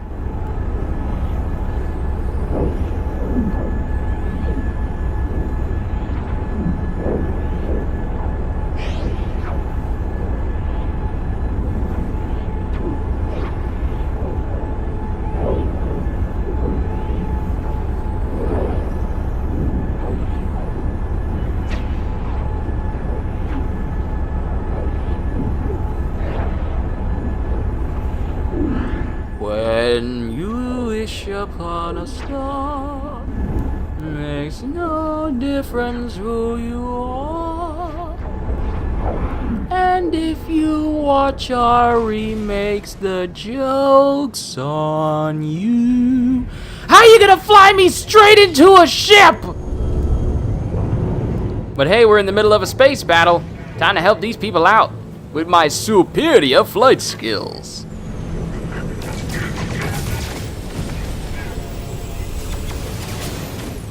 Don't worry, peoples. I'm gonna lend you a hand. Wait, is this the Star Destroyer size freighters? Hold on! These are the Star Destroyer freighters! Oh, I'm definitely gonna help these people out. If I can get a Star Destroyer as my brand new freighter, these things are rare. These things are rare to find.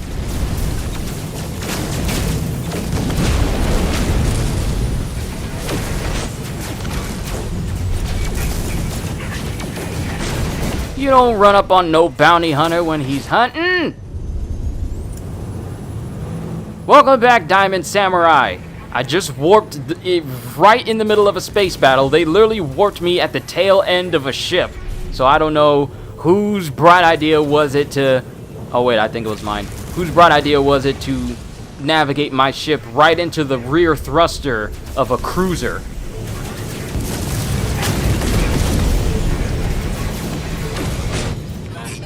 Attack ships defeated. I want this. If this is a freighter that I can get for myself, I want this. as my new ship that I have. Nuisance destroyed 10 starships. Alright, who's the commander of this vessel? I could raid these ships and just attack them and get on everyone's bad side, but I'm not going to do that. It doesn't look like I can go into this ship from this end, so maybe it's on this side where I can fly into it. Yep, here it is. I really hope that this is an S-class freighter. So let's speak with the captain and see if he's willing to part with this ship. The DSE-6 Kihachiu.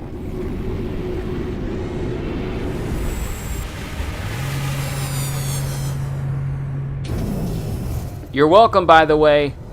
If it wasn't for me, you would be still fighting those pirate ships, and most of your cargo would be gone. So a little gratitude would be nice. Let me in here. Let me speak. I wish to speak with the captain.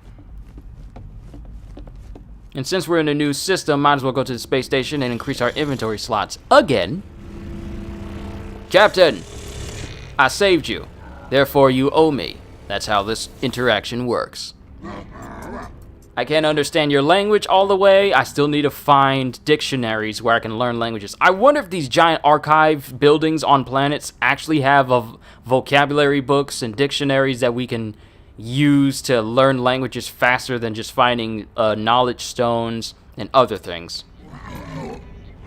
An air of weary authority clearly marks this being as a freighter's captain. Do they tire of the burden of ownership, I wonder? The responsibility for the life and livelihood of their crew must weigh heavy on their mind. They seem amenable to an offer. A freighter brings access to a large inventory, a hangar bay in which to store multiple ships, and space in which to construct an orbital base.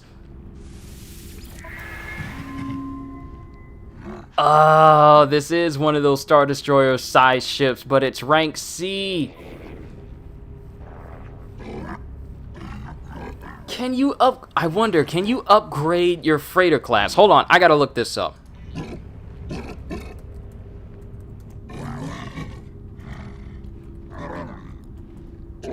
Upgrade freighter class. If I can upgrade a freighter class to S rank,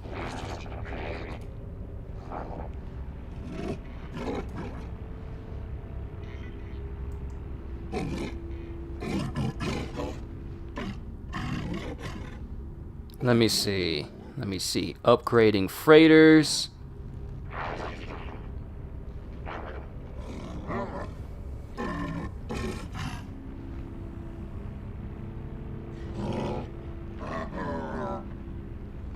I'm trying to see if I can upgrade the class of it, though.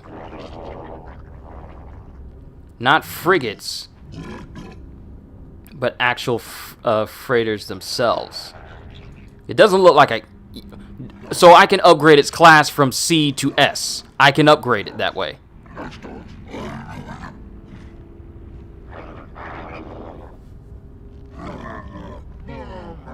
Is that what you're saying? Is that what you're saying? Is that I can upgrade a freighter from C to S class? I really hope so.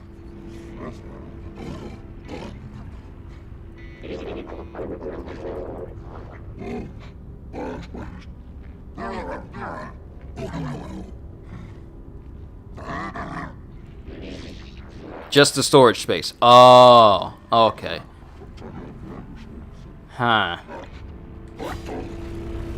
And if I look at my current freighter, the EV7 Namahada, it's a much bigger ship, but I was kind of hoping.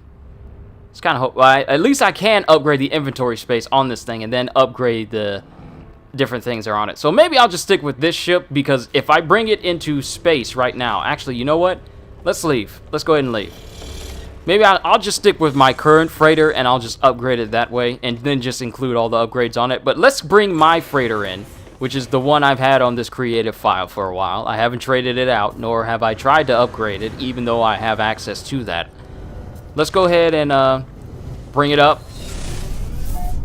Then we'll start checking out the planets below.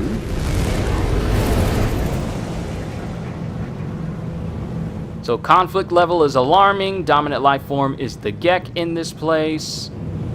There's our space station so I can get another inventory space. But right now, let's go ahead and bring in my freighter, which is possibly too close to the rest of the ships. Yeah, they're definitely too close. Yes, definitely too close. Alright, so let's go over here to this area. That should be far away enough. So this is the size of my freighter right here. This thing is, wow, now that I look at it, my freighter is huge. So much that it actually starts to eclipse the main star of this. Like, look at the size of this thing. This thing isn't even an S-rank freighter. But the thing is just massive flying alongside. Too bad I can't actually pilot this thing. Do you know what I'd be doing if I could pilot a whole freighter? Like, look at the size of this thing. This thing it takes you a minute just to get back and forth over this thing. So it's just huge. You know what? I'm just gonna keep this. I'm just gonna keep this freighter. This is fine the way it is. And there's the bridge right there.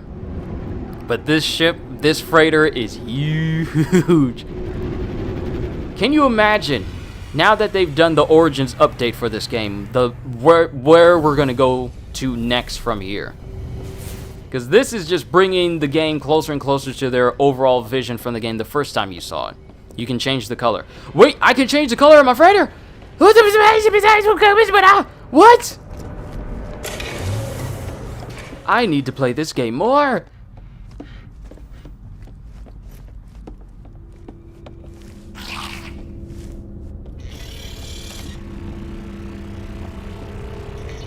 As you were, crew, upgrade and customize. Alright, customize appearance. How dare you give me this option? This thing is so big, I can't even see all of it. Alright. Yes.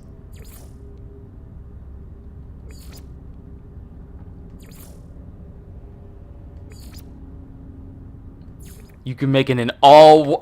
Okay. One of the screens on the desk. Okay. Okay, that's all white. That is black pieces. Let's get some red pieces in there. Yes, because that's the color of my logo, red and white. Even though my ship and my spacesuit do not match that color. I was just messing around with my color customization. But this is my ship. Change the color to red and white. And I can't tell what some of these other pieces are changing due to my... Oh, here we go. This is a much better view. This is a much better view. Blue. I can't see what color this is changing due to this thing being so big. I don't see what it's changing. But I'll just keep this portion black right there.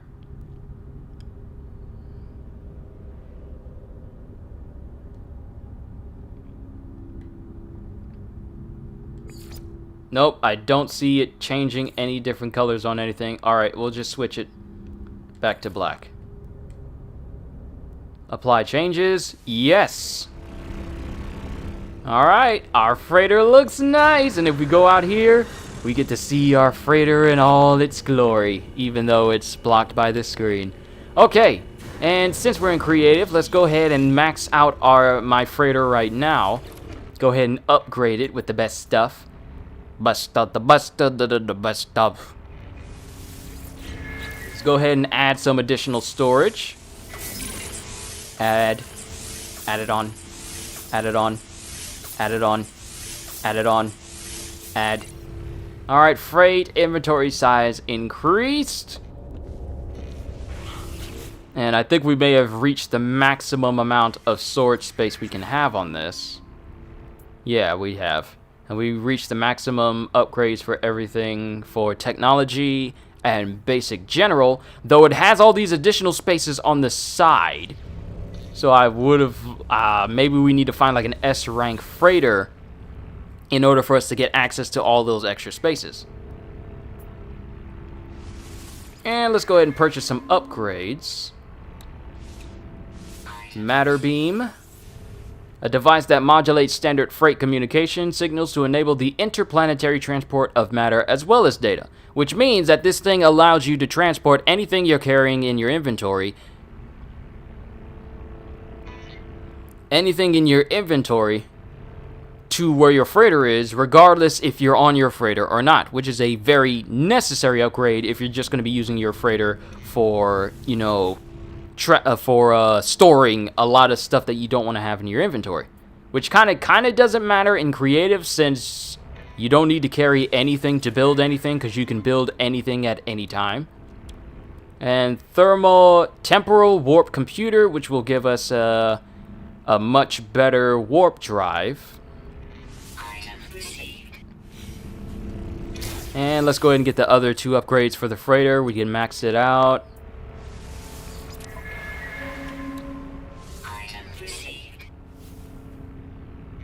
Prevents reality glitches when attempting to reach rare class green stellar bodies.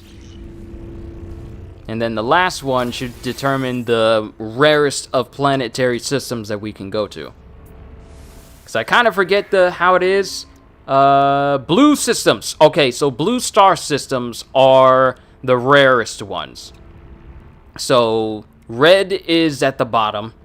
Then red is at the first tier. Then green is second tier.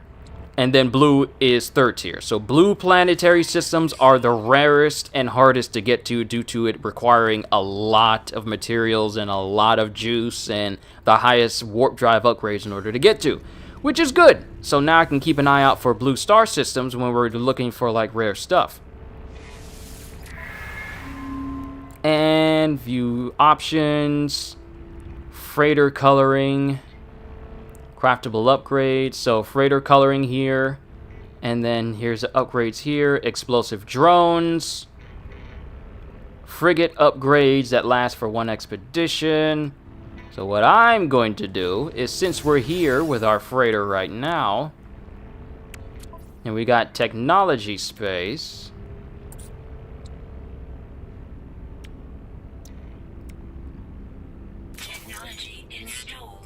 go ahead and install the best upgrades on my ship. This thing is so huge. The points, amplified warp shielding, that's good. Alright, let's go ahead and install the ability to go to all these different bodies, and then we're going to find ourselves... there's still planets that I need to explore. So let's go ahead and add that last one right there. Alright, we got the maximum upgrades for our warp drive. Let's go ahead and charge this baby up. So it's all charged, free of charge. So now it can go the maximum distance when jumping through hyperdrives. When jumping using its hyperdrive. And let's go ahead and just add on the matter beam, just so I can say that I got all the upgrades for my freighters. And we're good. So now, freighter warp map.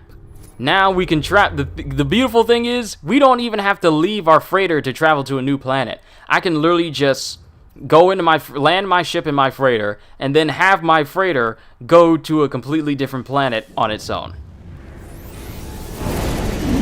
Now, of course, it's not going to show the freighter in the warp tunnel like it during warp, but it would be cool if you could see it, though.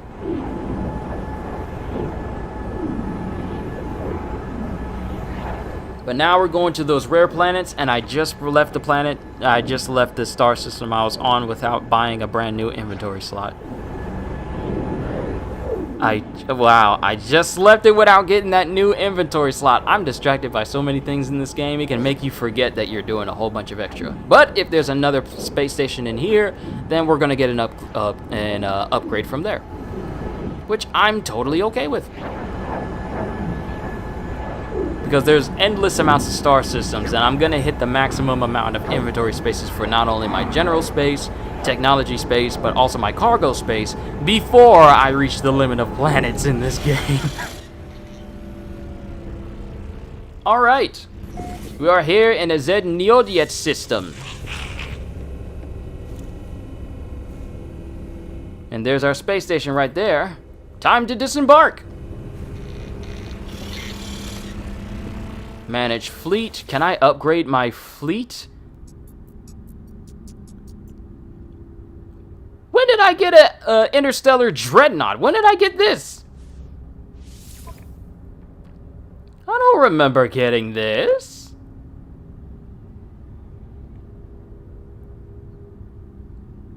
But this is good for combat. Combat specialist, armor, experimental armor. Lots of different things.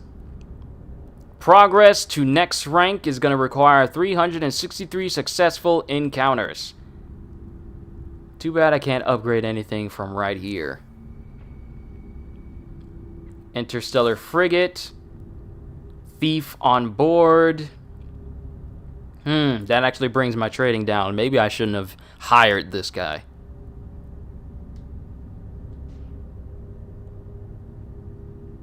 No, I don't want to name him. Okay, they're awaiting orders.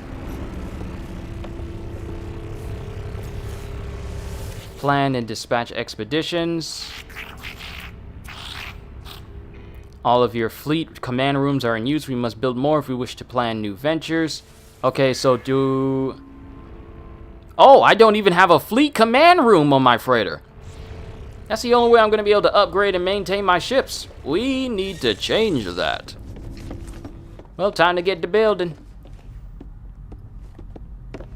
And I believe it is over here. Don't think I built anything in here. Oh, here it is.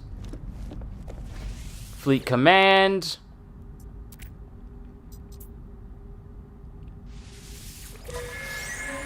Oh, there was someone here. Wow, I had someone on an expedition for all this time. You want to know how long it's been since I actually sent someone out on a mission? The year was 2019. At some point, I sent this man out on an expedition, and he's been out for who knows how long. And I'm just now checking in on him. I am such a horrible captain. But he's covered a lot of distance. He's covered 1,012 light years.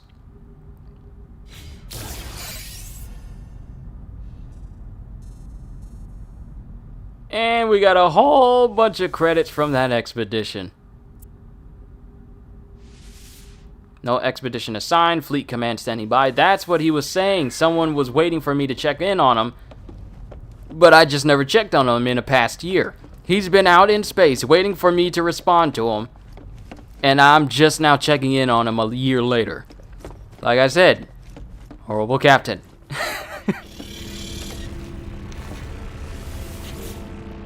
Navigator Eatcom. View potential expeditions. Alright, combat patrol. It's gonna take him about a good 5 hours. So he completed his mission within a certain amount of hours.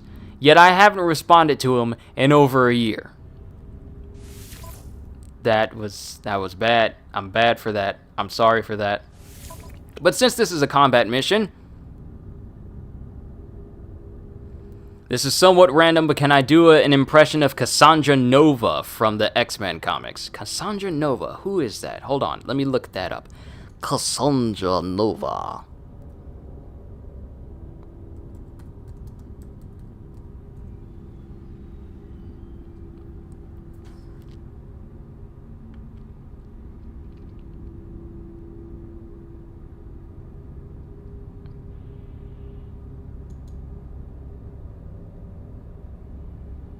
Cassandra Nova. Yeah, you're right, CJ. That is a weird request. But I'm checking this person out now.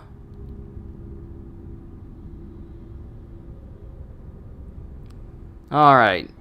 So I'm looking at the origins. Cassandra Nova Xavier. Oh wait, this is Professor Xavier's sister? Wow, okay.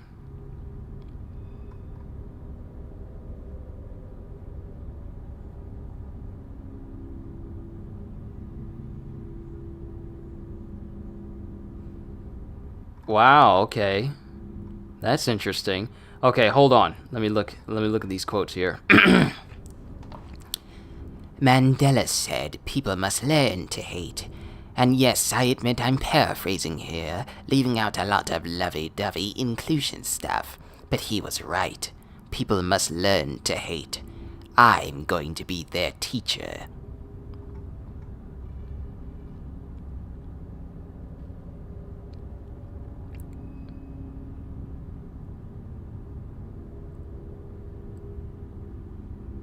Interesting. Huh. Xavier's twin sister, sort of. Okay, I see like the history of her a little bit. Let's go ahead and send the Hanyo's voyage out. You are now assigned to this mission.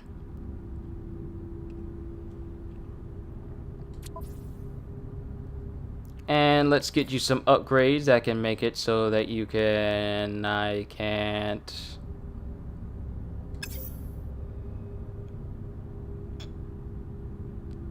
Fleet rating, no upgrades equipped. Do I actually need to create upgrades in order for that to work?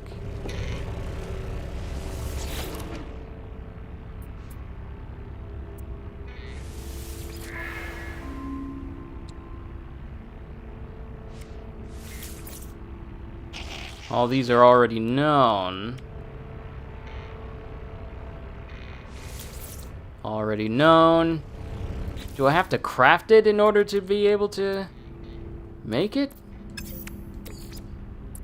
And give it over to my fleet? Or shouldn't I just be able to make it right here?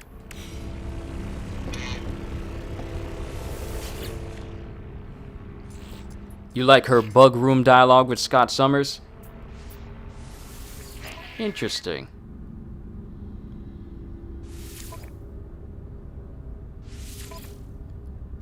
Let me go ahead and assign this boy. This one's made for combat. That one's made for combat. Assign you. Assign you.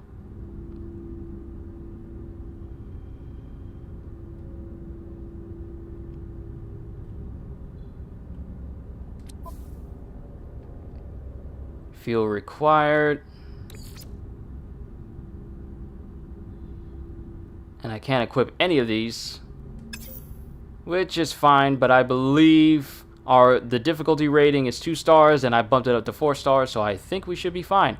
I also like the fact that it highlights my ships that I'm using in the background like that. Okay, we're off track here. Ships have gone out on expedition. They should be back in about good 5 hours. Let's go ahead and head out. See the space station, get ourselves a new inventory slot, and find this desert planet. I told you I am not stopping until we find ourselves a... Did someone just go into my ship and fly out of my ship? Do you have clearance? I am not stopping until we find ourselves that sandworm. That is going to be the highlight of my day, is finding that sandworm. So we kind of need to go ahead and do that. Watch my ship while I'm gone.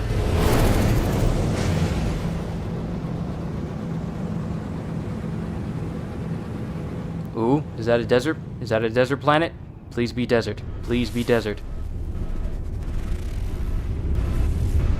Don't deny me. Don't you dare deny me. Oh, it wants to be coy. It doesn't want to show me anything concerning the planet.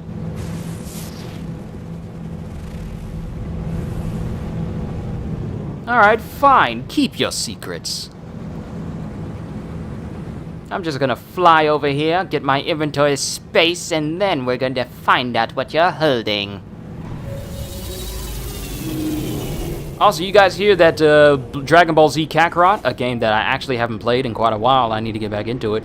The next DLC pack is going to be adding the Resurrection of F, which will see Golden Frieza and both Goku and Vegeta get access to their Super Saiyan blue forms. So it's yet to be seen if it means we're going to be seeing the Tournament of Power in Dragon Ball Z Kakarot, but it would be interesting to see just how they do it, and whether we could potentially see Ultra Instinct in this day and age in a playable form in Dragon Ball Z Kakarot. I'm just saying. Let's see if there's any upgrades for my ship, specifically the photon cannons and pretty much everything else. So I'm not worried about shielding. I'm fine with that. Positron upgrade. Okay, good. I'll get that because that definitely needs an S rank upgrade. Photon cannon upgrade. Thank you! You have what I need, but I don't have the space. Let's go ahead and upgrade you. Positron. Get out of here! I don't need materials! Damage potential is slowly rising. Yes, the fire rises. Not gonna buy another shield because it maxes out at 4. It maxes out at 3 upgrades. Anything more than that will just start to make the ship go out of whack. Let's go ahead and buy that photon cannon upgrade so my cannons can actually do some serious damage, even more than they already have been.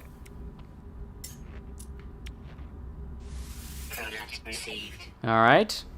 And let's go over here. Upgrade our suit. Get another space. It's always good. That's one thing you can't just cheat. You can't just like get for free constantly and just spam it until you get it maxed out. You gotta go. You actually gotta work towards going towards the different star systems in order to increase your inventory space and creative of all things. But that's fine. I don't mind. Let's go ahead and upgrade. Damage potential 3,000. Positron is at 4,000. 4,600. Oh, I can't imagine what my ship is going to be like when I max it out. I really don't need any materials or any resources in my inventory, just upgrades, all upgrades, that's all I really need. Because I basically can make anything that I want to without it. Shield increase, movement module, yes, I'll take that. And I'll take the shield. Radiation and life support, I'll take that as well. Inventory is full. Why would you deny me that? Why would you do that while I'm in front of people? Why would you deny me in front of people?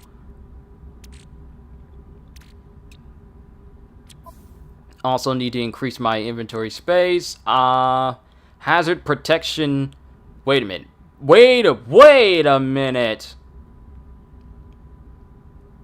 Suspicious hazard protection module. Wait, when did I get a black market upgrade? Hold on, we gotta condense some things down and just straight up destroy them because I want to find out. Is this what black market upgrades are? Hold on. Hey man, good job on the patch notes video for Origins. Why, thank you, Nicholas. I'm glad I was able to be informative for some people. I was thought in my head that maybe I should make a video going along with these patch notes, but I just thought I'd do it live and just, you know, just run through it real quick. No extra, just give you guys all the lowdown of what it has. So yes, thank you. Glad you enjoyed. Alright, so a suspicious black market modification for the hazard protection. Bypassing nearly every galactic standard for workmanship and safety, this upgrade module affects radiation resistance, cold resistance, toxic resistance, and heat resistance. So this is a black market part, and it affects everything. We might need to find ourselves some more black market parts. I wonder if there's black market parts for not only just your exosuit, but for your ship as well.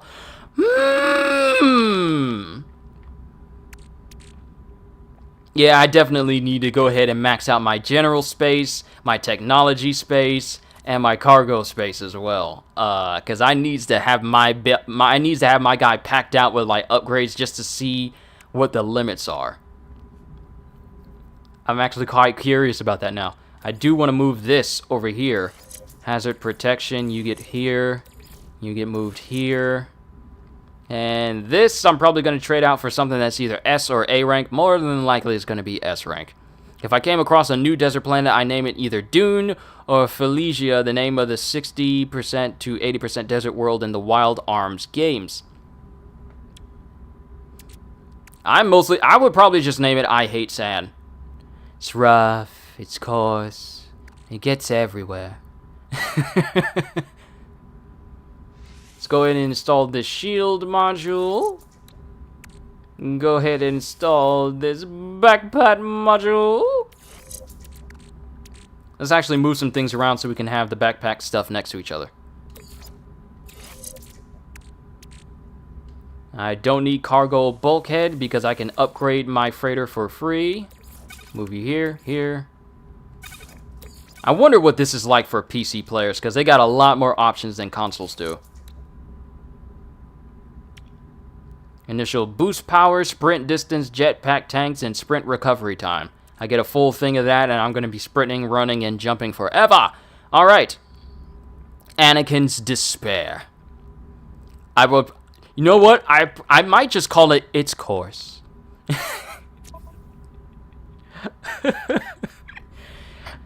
Rough course, and it gets everywhere. But Anakin's Despair sounds just as fine. Alright, so we got our upgrades. Time to head to these different planets. I need to find at least one desert planet with a sandworm on it. I really hope we do. This is going on almost 2 hours and 30 minutes, and I desperately want to find a sandworm. So, let's go planet hopping again. Here I go hopping again. There's my freighter right out there with some of my fleet. This is an unknown planet. What type of unknown planet? You better be desert. Spined. What does that mean, spined? We might as well explode everywhere. So I hope. Strap in, folks. Grab a drink. Grab a snack. I'm sorry. I'm not that one YouTuber who's been doing those movie reactions lately. I'm sorry. Please forgive me. I didn't mean to use your little intro. Welcome to Planet Rekava. It's spined. Oh, is this one of those weird mystery planets? These kind of look like the creatures from Pitch Black. Like the things that are standing up on the ground. Kind of looks like that. They're just missing the rings and the strong desire to consume human flesh.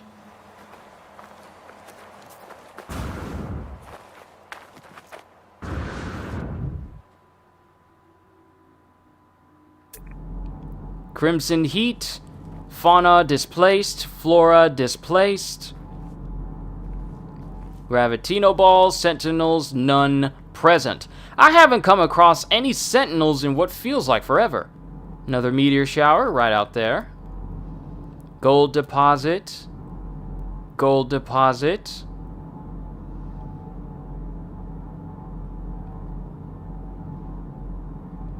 There's nothing here. Alright, this is one of those planets with unique structures, but not too much else there. Yes, that's an anomalous planet. One of many that I've come across. My favorite to come across are the ones that are just like bubble planets.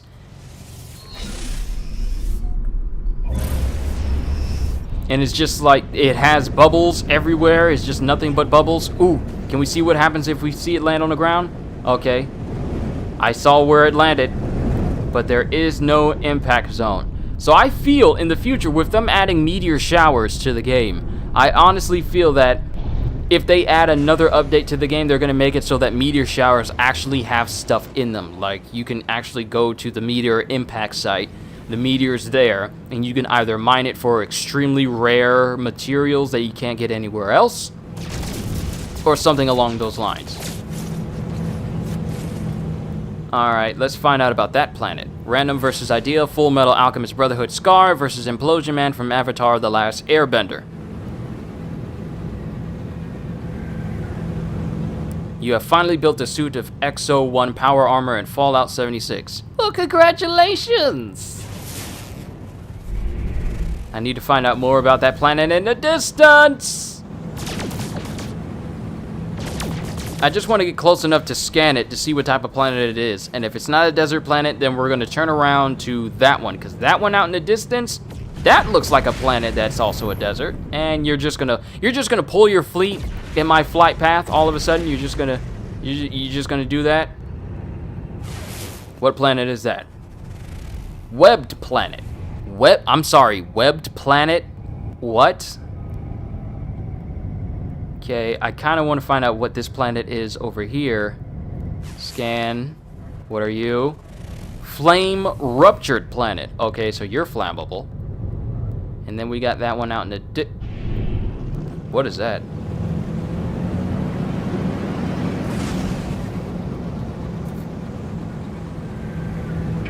Oh, it's just a ship. It's a ship. It's part of the yeah, it's part of their little frigates that they have. I can't land on it since I technically don't own it. So, yeah, I didn't even notice some of these ships right here. I just flew past thinking that it was just off on its own. Being all big and bad. Alright, so where's that other planet I was just looking at? We're going to check out this web planet real quick. Pulse engine unavailable, large ship proximity. Okay, I'll get away. Would hate for me to pull a Lilo and Stitch and just blow you guys away if I activate my pulse engines. To the webbed planet! To Halvini! Object of interest detected, exit pulse to... Whoa!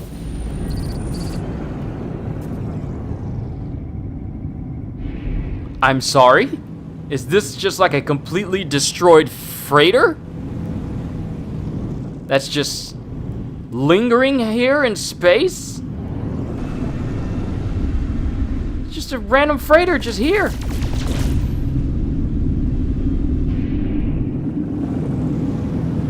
It's random when these things pop up. Doesn't look like I can land on it though, since with it being, you know, destroyed and all.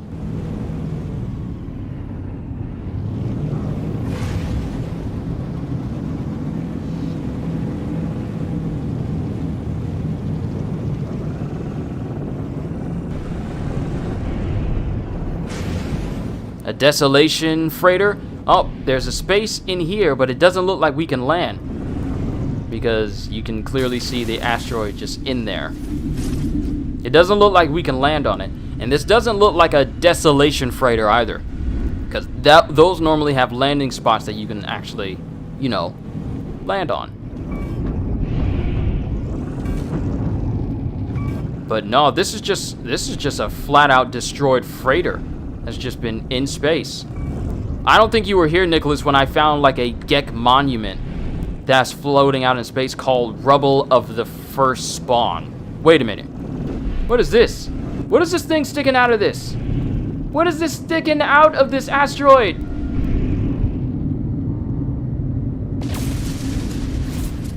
Oh, it must be parts of the ship itself. That's tubing. I was about to say, when did asteroids get worms in them? But that's not the case. Alright, let's continue on to the web planet. That's just a destroyed freighter just there. Onwards to the web planet. And I didn't even notice this off to the side as well. That's an unknown planet. Please be desert. I need to find the sandworm. Don't deny me. Don't say scan the planet and then don't show me nothing.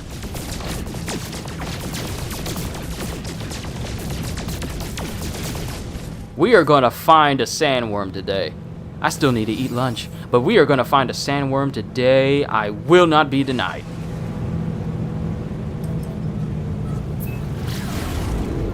Let's boost on over to the Havilni. Planet Havilni. Webbed planet. What does that mean? If we come across any spiders on this planet, I'm out. I know what happens when you come across spiders from space. Nothing ever good.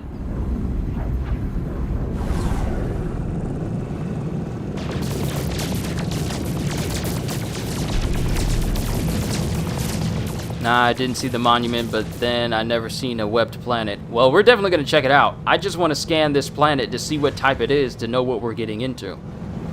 Let me scan it. Let me scan it. Don't deny me what I need to know. Let me scan the planet already!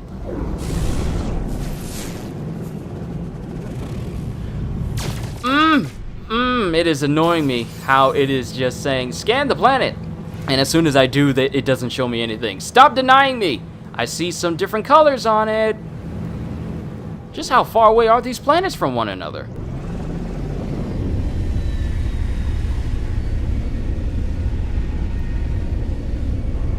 Okay, that's an unknown planet. What are you?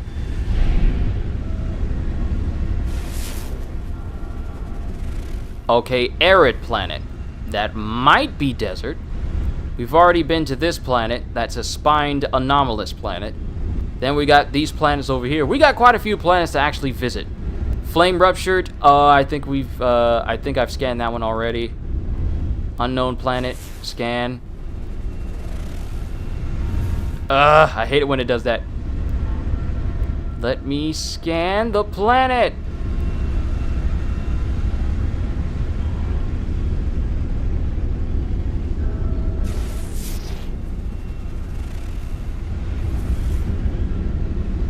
Scanner recharging. Let me scan it. Dang it. Come on. Don't leave us in suspense. Planetary anomaly. Okay, that's another one.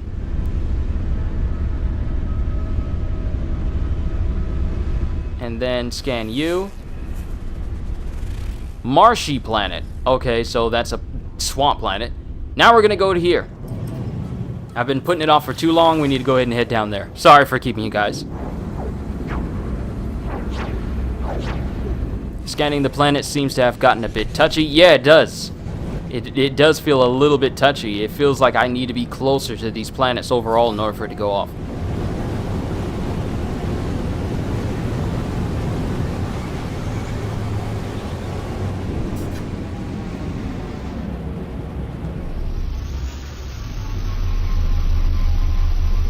Alright, touchdown on this planet.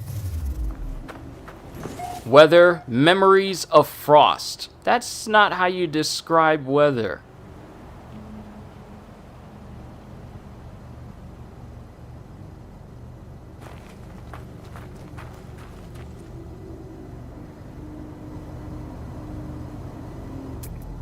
I don't see any creatures.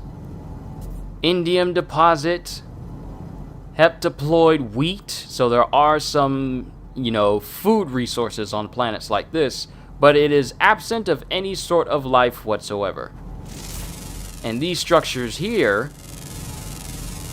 these are what this planet would classify as plant. This planet would classify as actual plants, even though they look like something you would see out of Treasure Planet or something. Still no sandworm. I've been denied. I was expecting it to be a little bit webbier, so was I. I mean, I guess you could if you see these stalks here and kind of see it as webs, but it's not exactly, covered in giant spider webs types. Have either of you seen the recent Grubhub ad with both Mark Hamill and Patrick Stewart in it? I have not. Has Patrick Stewart and Mark Hamill... Wait, they're both in this commercial, the same ad together at the exact same time? As in, on the same screen together? If that's the case, when has it ever been for Patrick Stewart to be in the same place as Mark Hamill? That's like getting Al Pacino with Robert De Niro together in the same instance.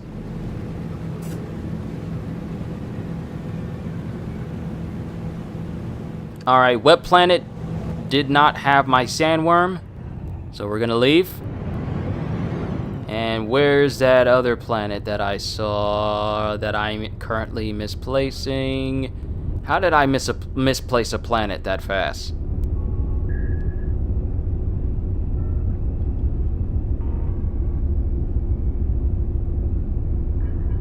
That's the space station over there. We've already been there. Where's the planet that I was supposed to call myself supposed to be going to? How did I misplace a planet that fast?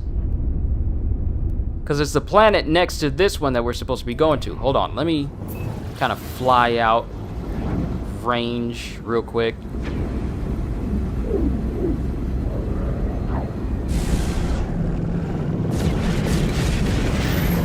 Ah, there it is. Can I scan it now? With no problems? Okay, it was a marshy planet. Surprisingly epic advertisement. I can imagine. They're both legends, and for them to be in the same spot? How do you get Luke Skywalker, the Joker, and Professor Xavier in the exact same room? The Grubhub ad.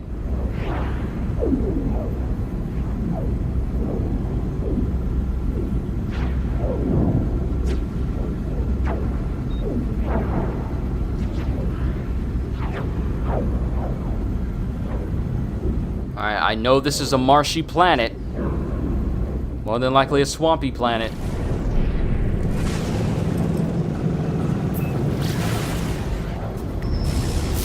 Please. Please give me something to work with. I need my sandworm. I feel like with as many planets as there are out there, it may take me a while to get to my sandworm at some point. I honestly feel that. Alright, we found another swamp planet, except this one's a lot more swampy. Patrick is also from Star Trek. Yeah, so you got Jean-Luc Picard, Professor Xavier, the Joker, and Luke Skywalker all in one spot.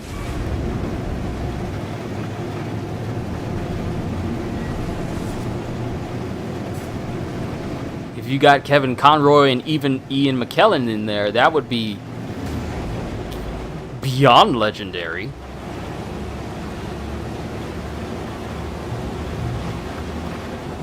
But this doesn't look like a place that's going to give me my sandworm. Okay, we all know what type of planet this is. This is a swamp planet.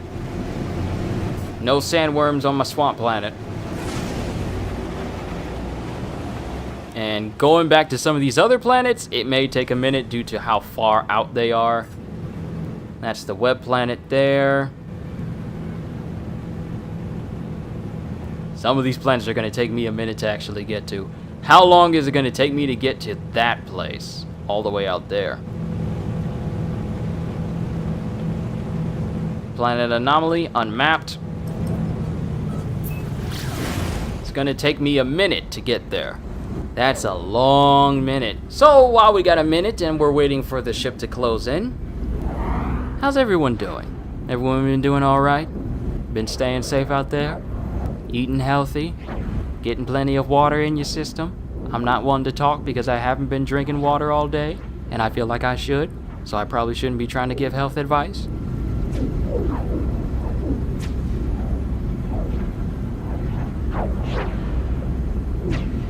Just passing the time. I can't go into hypersleep while I'm waiting for the strip to end. I mean, I could sleep, but then by the time I wake up, I probably would have crashed into the planet and I'd be flying around and everyone's saying, Kyushu, you're sleeping! Luckily, I got my rest in, so you guys don't need to worry about that.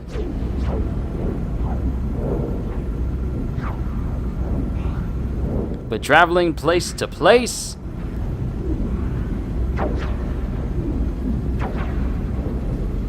Been eating a lot of ramen noodles. I haven't eaten ramen in a long time. Kind of want to eat some now.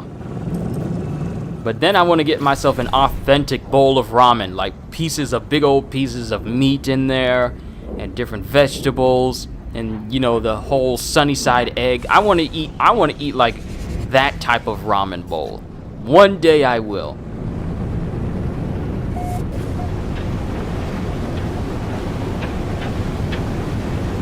Maybe I shouldn't be the one to set an example for food intake. I mean, Naruto ate nothing but ramen his entire life, and look at him. He's not only the Hokage, but also the holder of the Nine Tails Jinchuriki.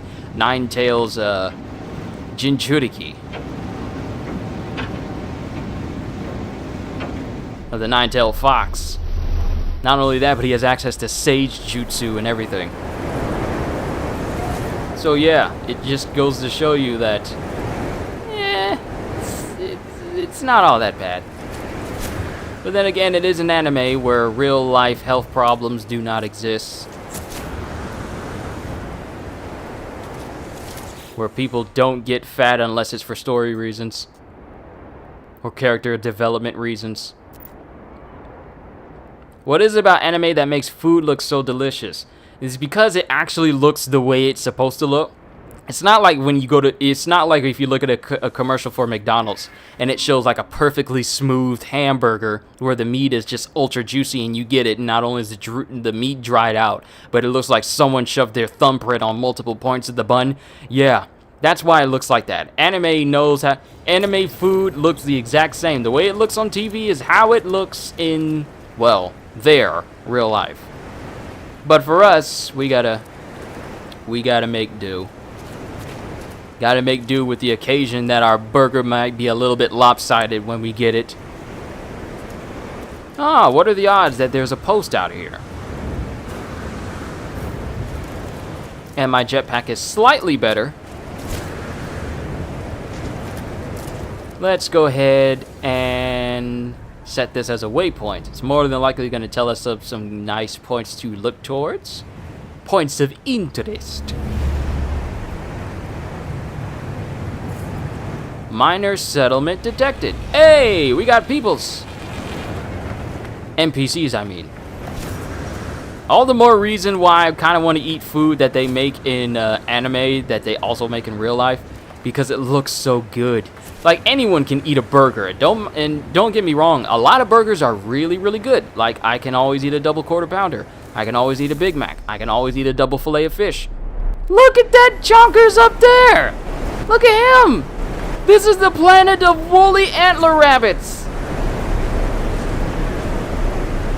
And he full on runs from you. Hold on.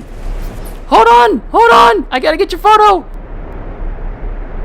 Look at this teddy bear looking creature. It's like a jackalope mixed with a bear. It's a backalope. It's a backalope. I have found the elusive backalope. More of a Burger King guy myself.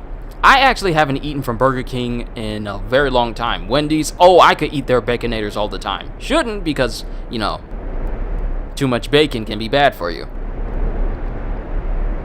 Hold on, I gotta take a photo of the backalope. That's its official name now. It is now the backalope. Let me get myself in that shot so I can, for posterity's sake and proof that I was there. I'd hate for people to think that, oh, man, you just got this from someone else. It looks oddly adorable. It's 8 feet tall. It's like one of those Pokemon bears that look cuddly, but at the same time, you should probably avoid them. I'm wondering about this guy over here, though. He looks hostile. Hold on, let me scan you. Let me find out what you are.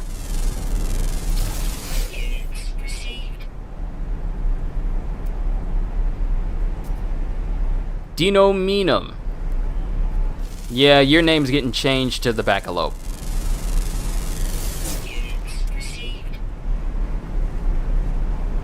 And what creature are you? You don't look like you'd be fun to have at a party. Alright, let's look at our discoveries. Bait synthetic worm. 3.4 meters tall. Found wandering the fevered, dreamlike landscape of planet Nofort 15. Soon after birth, they fight to the death with their siblings. Only the strongest and most vicious survive infancy. Sounds like a shoe bill. Sounds like a real-life shoe bill, because that's how they kind of function. Clean, fastidious eaters, they butcher the corpses of their prey, preparing each chunk of flesh on some instinctive schedule. They appear to reserve the hearts of their prey for consumption only during specific lunar phases. Additional observation, it has a rubber skull. This thing is sadistic. It'll only eat the heart. It's a dinosaur. It's just like what Tekken would say. Man, look, it's a dinosaur. But then we have the bacalopes, found wandering the fever dream-like landscape of planet No Fort 15. Gentle animals at heart, they wish only to be left in peace to roam. It's a cuddly bear that just wants to be left by itself. Their hunger is only sated by the chunky, fleshy roots of the Mordite planet. Additional observations, unpleasant to eat. So you can't eat this thing, which means that it's best just to leave this thing as a teddy bear. But you are about to be renamed the Bacalope. Bacalope.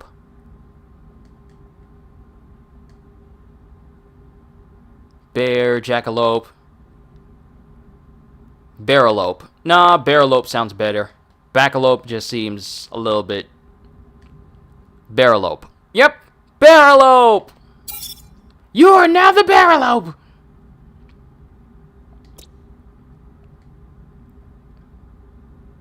So I'm here on No Fort 15, still have this unknown planet here, then this unknown planet here, and this unknown planet here.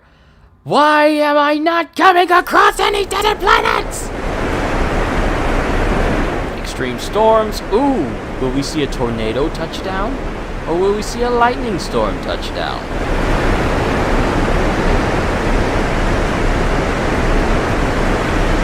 I also see a ship flying around in a circle, which means that there's a settlement over there. Superheated atmosphere improves... Hey, hold on! What was that saying? Superheated atmospheres improve on what? Oh, superheated atmospheres allows me to use my jetpack infinitely!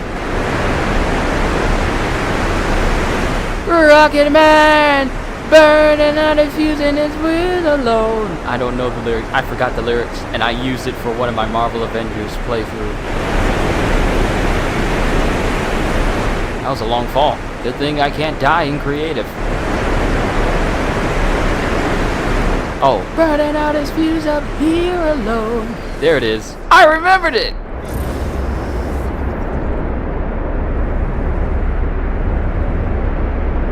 Okay, you're circling around over here, which means that there has to be some place that people can actually land. But I can't see it. Oh, it's an outpost!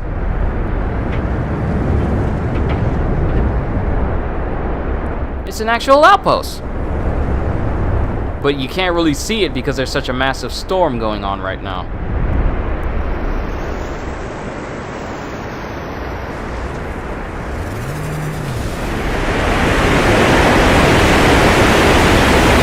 Alright, let's get under some cover.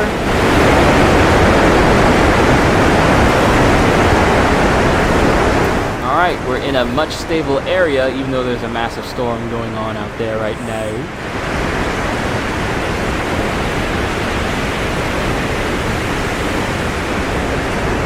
Just watch Rocket Man, the 1997 version, not the new Elton John movie a few nights ago. It's hilarious. But this isn't the settlement that the outpost told me about, nor is this the sand planet. I'm being denied finding that sand planet. Well, I might reach a point where I just don't find it at all during this entire stream. This is going on 3 hours. Rainbow!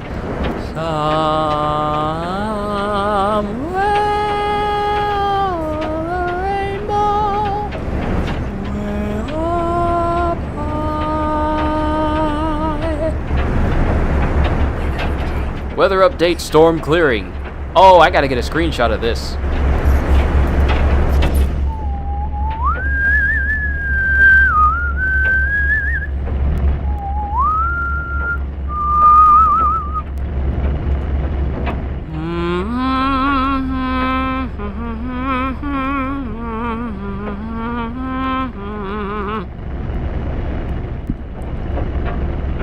It's a little bit foggy, but at least I have proof that I flew under a rainbow. And now it's gone. It's a good thing I took a picture of it then. Okay, there's a settlement, I feel, on the other side of the planet, so we need to kind of warp to the other side. I got friends on the other side.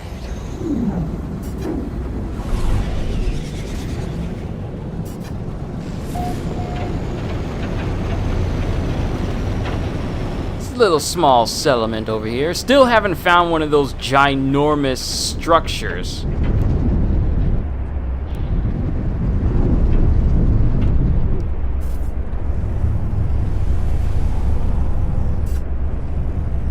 Nor have I found an exotic ship on my creative playthrough. Let's just go ahead and land here, find the people here. That would make a great desktop background. That's why I saved it. That's why I saved the quality of this, so I can have it as desktop backgrounds.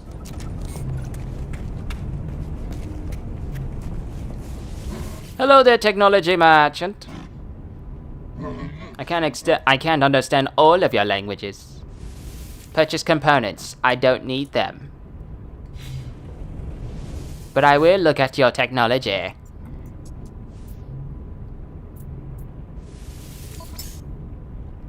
Already known. I pretty much know everything here.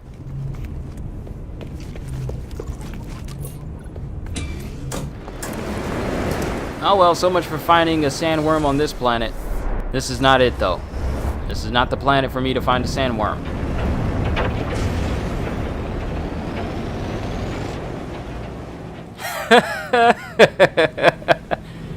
Hey, Chris will tell you I tend to flub my lines a whole lot. Like, literally all the time.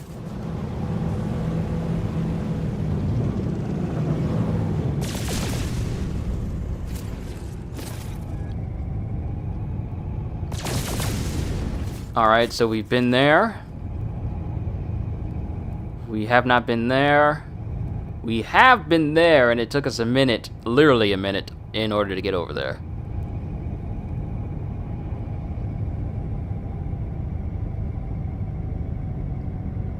And then we still have that planet over there. Well, we haven't seen this one. We've seen the one behind it, but not this one. Alright, this is going to take us a couple of seconds to get to. I will find this sandworm! But given the amount of planets, it's completely random. All the times I end up finding a desert planet, and it's all I ever really find, and I'm trying to find one, and I don't find it. Why is it the things you try to search for never turn up, but when you're not looking for it, they turn up?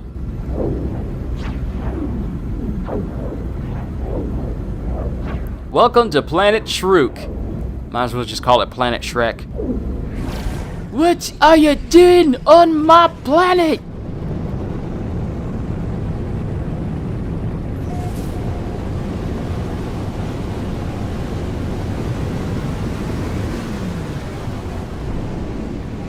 Oh? Could this be one? Nope, this is a volcano planet. Yet another one.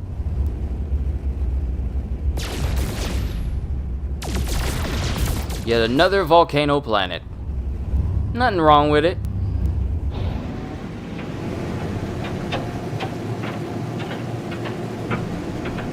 It's just that this one looks a lot more ominous. There's flat areas as well, and it seems like, wow, this looks even more dangerous than the first volcano planet we landed on.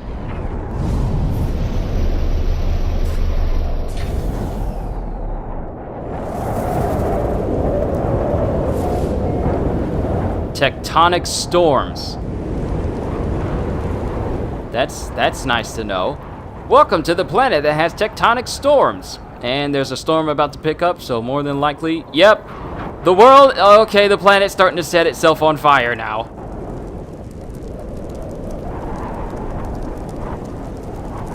Yep, this is a planet that literally will just set itself on fire. Alright, and since this is a superheated atmosphere, let's see how high I can go as far as flying around. If I had a better jetpack, I probably could go higher.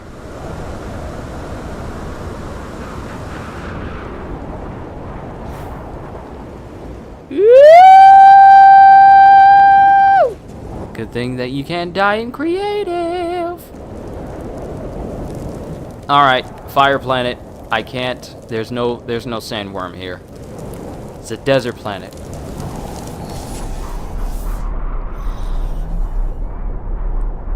Now come on, Shrek, you can't possibly run a whole planet, not by yourself at least. Quiet, donkey. And there's actual creatures living on this planet that sets itself on fire whenever it rains. More power to you. No sandworm here, though. Because I feel like finding a sandworm will be the highlight of this stream. Finding a sandworm or one of those ginormous archives.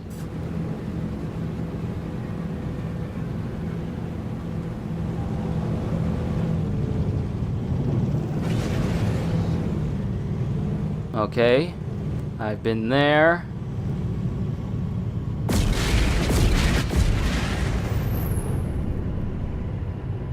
Arid planet. That might be my meal ticket right there. Arid planet. I'm thinking that if it's arid, please let it be a desert planet. I'm getting vibes that it may just be a planet with volcanoes and it's just very hot, but please let this be a desert planet. I need a desert planet for this stream. Please! Please! Please! I need it for my stream, please!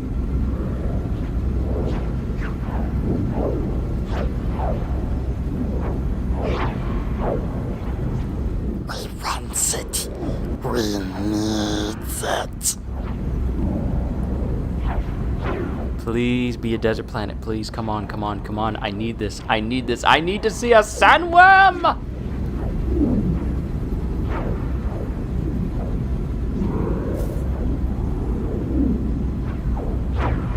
Don't just be hot just to be hot. Please be a desert planet. I need you. Please don't deny me. Please, please.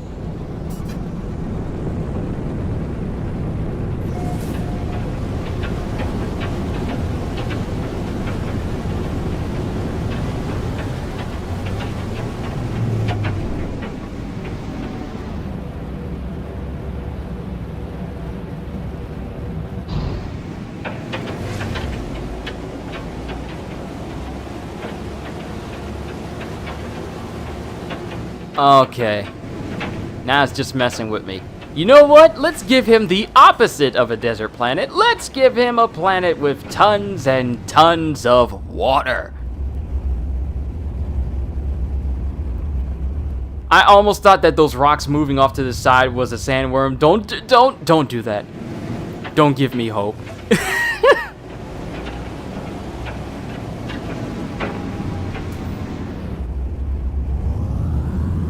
Thought I just saw something right here, but I guess not.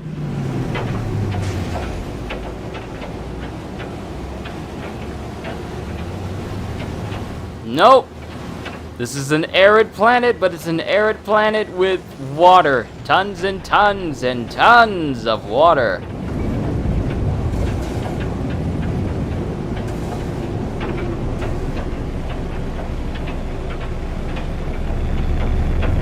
Oh, this game is just trolling me now.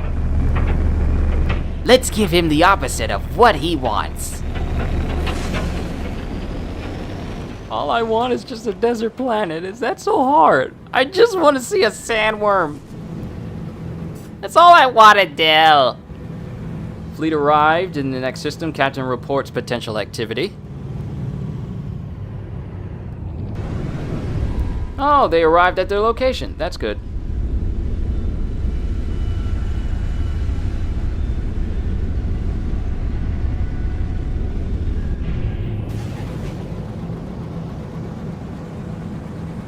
Well, it looks like we're gonna have to make another jump.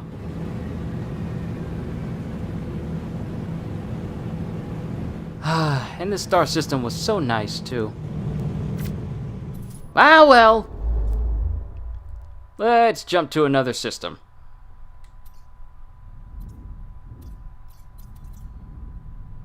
Alright, so here's another one. Promising. Conflict sporadic.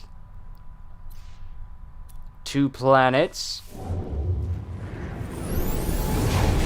I can call my fleet over to where I am at any time. But I really want to find that sandworm! This game is messing with me. It knows what I want and it keeps pushing me in the opposite direction of where I want to go for a sandworm.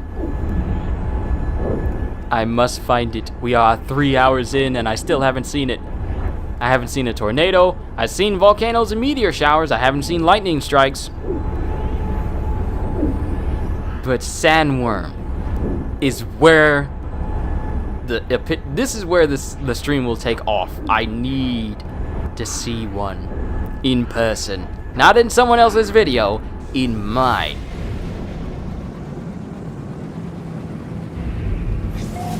And we reached another zone. 2 planets and 1 moon. Alright, what planets are we dealing with? Unknown. Metallurgic. Okay, that must be an anomalous planet. Unknown moon. If you just want to fill your supply of emerald or antrium in a decent atmosphere, then you should probably visit desert. Humid planet.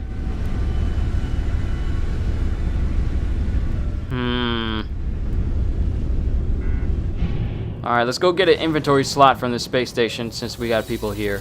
Then we'll head to these planets and see if we can find one. If I do not find one on this planet, man, I really wish that I could just continue on all day until we find one.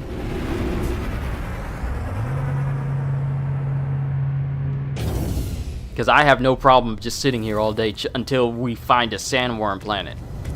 I have no problems doing that whatsoever.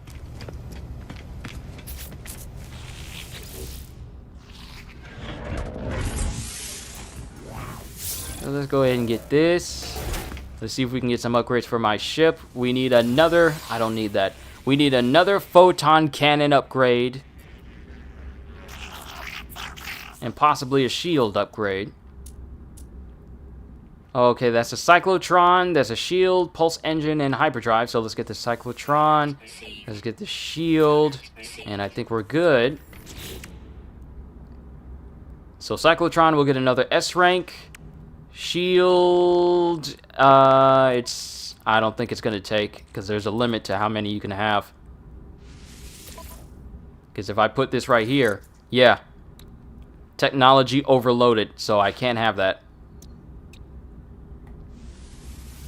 So you can only have like 3 S-rank upgrades, otherwise it'll overload the system.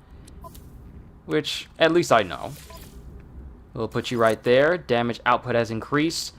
Now my overall damage for the cyclotron has gone up to 6,000. Oh, woe be... I pity the poor soul that comes to my ship looking for trouble.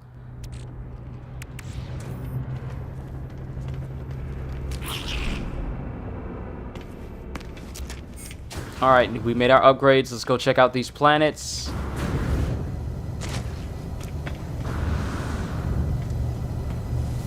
I'm going to make that my goal. I am going to look... I'm going to constantly go to every planet I come across until I find one with a sandworm actually on it. I shall not give up! I might just dedicate more streams to me trying to find one. Which is probably what I'm going to do.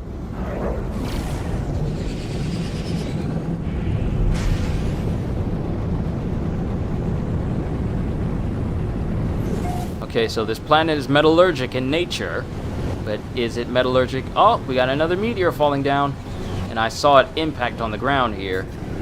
Oh, check out this planet!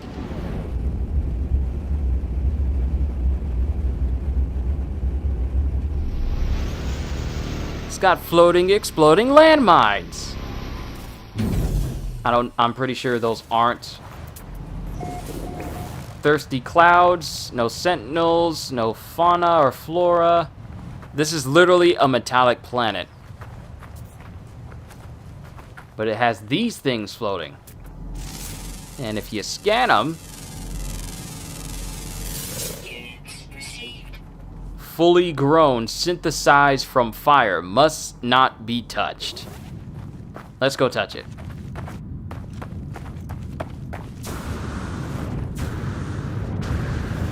These things are a lot bigger in person.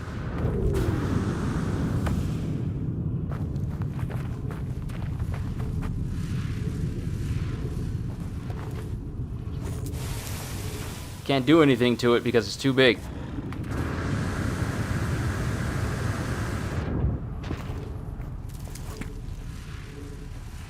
must not be touched.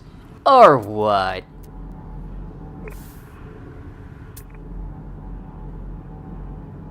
Salt deposit. It would be something if it says you can't do this one thing, otherwise something bad will happen, and it in turn turns out to be like a nuke or whatever. You gotta get off the planet before it explodes, otherwise, yeah, you will definitely die. But that doesn't seem to be the case here. Cool planet overall, though. You know what? When I go to these planets, I should probably take a photo of it.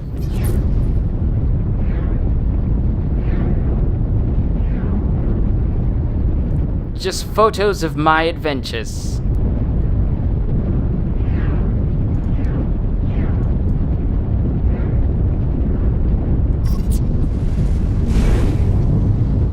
Wait, can I destroy them with my ship? Nope, they cannot be destroyed. Alright, so this is this planet with its floating landmines from Ratchet and Clank. These look like the bounce bomb ammunition from Ratchet and Clank Going Commando. Which reminds me, why hasn't that game gotten a remaster? But so much for that. No sand, no sandworm. This game truly wants to test my patience. I look for sandworm, and game chooses not to give me what I desire. I am still looking, and I will not stop until I find it. You're like the Steve Irwin of space. You should not touch this thing. It will kill you. I'm gonna go poke it with a stick. Yeah, that's me. I mean, I did voluntarily jump into a volcano. Alright, so that's that planet there. Oh, we got another one right here. What is your makeup? Terraforming catastrophe. Okay, we've already seen that type of planet before. What about your moon? Humid. It better be humid enough to be a desert.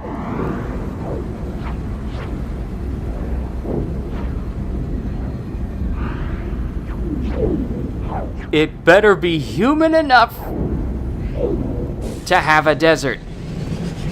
And it better not be too humid where it has volcanoes.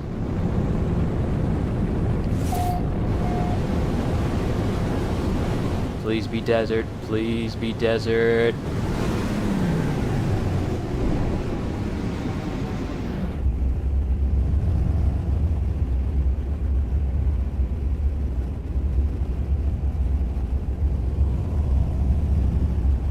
Okay, there's plant life. Is there fauna here? What? We landed right next to a station. Well, that's convenient.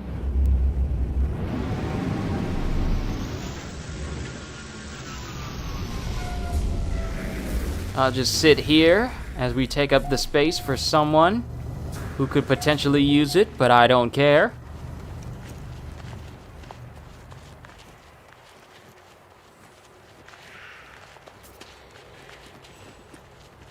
Alright, lethal humidity outbreaks. Creatures discovered, 2 of 5. What do you mean 2 of 5? I haven't even tried to scan a creature in this planet yet.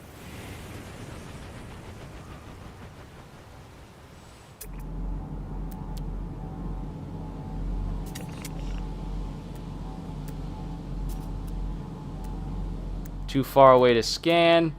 Those aren't the creatures I'm trying to look for, though.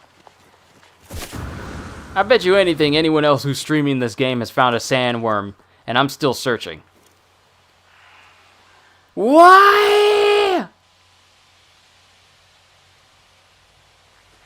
Maybe I'm going to planets that have too rich of an environment. Maybe I should just go to basic planets. Because yellow planets are the most basic that one should go to if you're looking for really basic stuff. And before I go, however...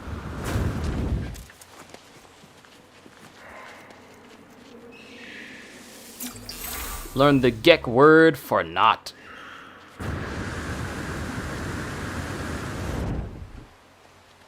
Now, if only I could learn the Gek words for B, because I've already learned the words for to, and I've just learned the ones for not. Now I just need to learn the words for be, so I can say to be or not to be. Maybe I should learn the words or as well. That is the Gection.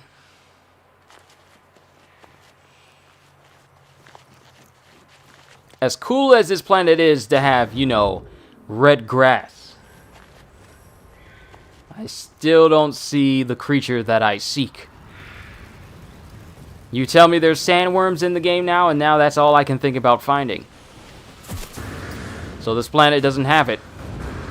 Alright, time to downgrade our level of space exploration by downgrading the star systems we go to and go to a yellow system, the most basic of systems to go to, that has very common biomes defined.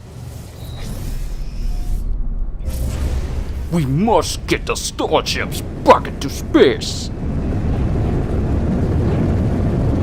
Oh, there's a ruin over here.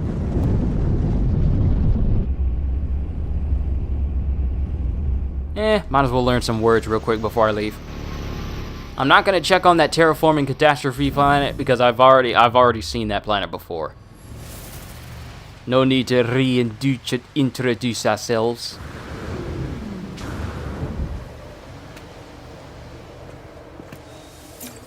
Check word for units. Check word for A. Can I get B? To be or not to be? Get word for help! And let's see this one. UV. Suddenly his eyes glow red and his head revolves in a full circle. Screams for mercy and the ancient voice that wants itself dead. Clearly broken its neck, but some power of possession still animates it. Shoot the creature.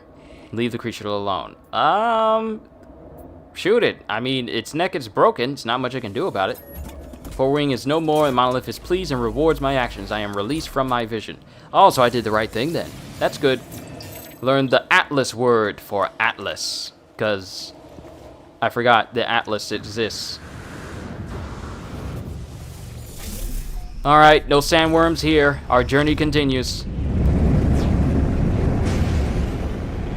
Time to go to a basic star system. Whoa, what is this surrounding the planet? Is this its atmosphere? You can kind of see the atmosphere from the outside like this. Like, hold on. Can sort of see it a little bit. That's actually kind of cool and also kind of weird. Alright, time to go to a lower system. So blue is the highest form. Yellow is the most common.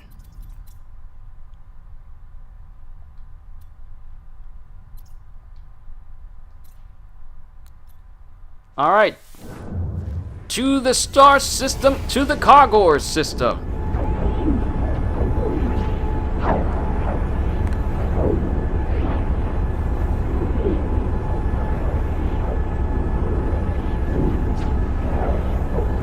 Got some chicken salad downstairs. I'm gonna get me some of that in a few. If we do not find what I'm looking for within the next 15 minutes, because then it will be 3:30. 3 hours and 30 minutes thus far. Then I'll probably call it a session here for today, and we'll probably just have to pick up trying to find the sandworms again if we don't find it in any of the star systems that are in this star system that we're heading into.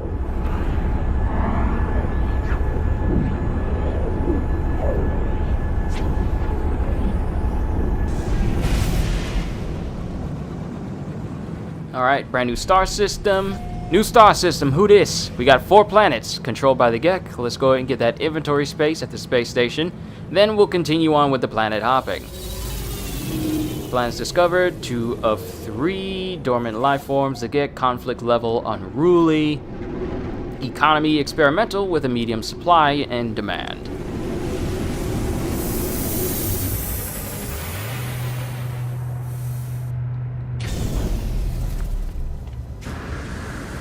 Alright, let's see if they got some upgrades for my ship. And upgrades for my suit.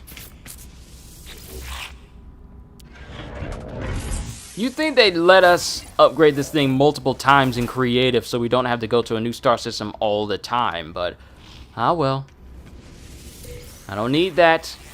I can buy everything for free. I'm the richest man in the galaxy.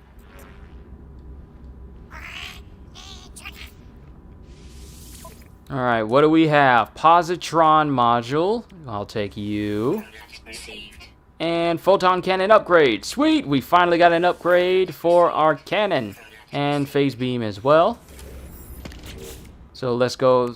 Oh, okay, so phase beam I can't upgrade anymore, but my photon cannon I can in fact upgrade. Let's get this one for the positron. So now we just need one more upgrade for the ballista, one more for the positron, and 2 more for the infra knife accelerator. Because we can go ahead and upgrade our photon cannon right now. Yes, damage potential. Shield strength is at our very high levels. I loves it. I loves it. Wow, my positron ejector does more damage than my cyclotron does. Nice.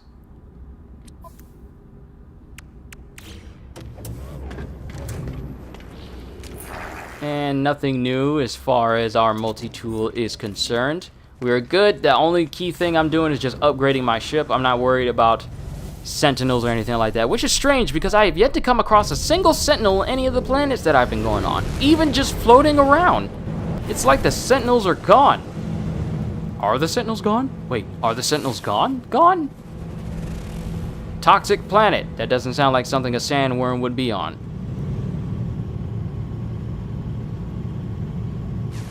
You better be a desert planet. Unstable planet. Okay, you're on the radar. What else is out here? Alright, we got you out in the distance. Please be a desert planet. Oh wait, you're the same one I just looked at.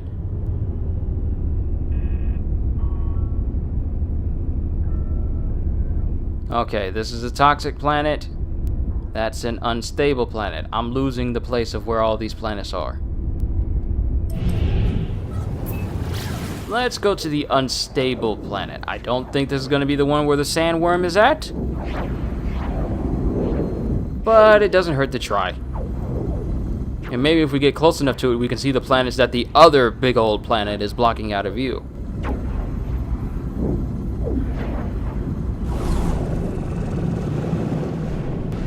Alright, there's one out there. That looks like a desert planet. It just looks sandy. Windswept. Cactus flesh. That's a desert. That's a desert planet. Forget the one we were just going to. This is a desert planet right here. Because cactus flesh only grows on planets that are desert, that have desert biomes. Oh, we might find our sandworm here.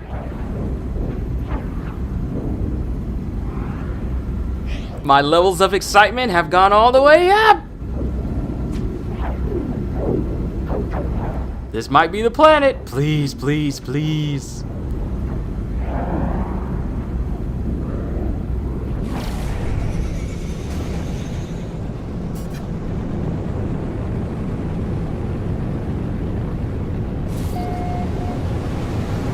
Oh, this looks like a desert planet. Oh, this is definitely a desert planet.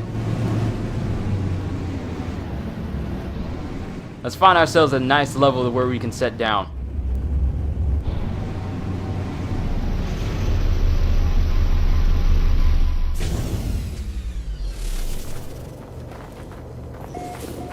Alright, we got a desert planet. Now we just need to see if we can find ourselves a sandworm that's just out here traveling.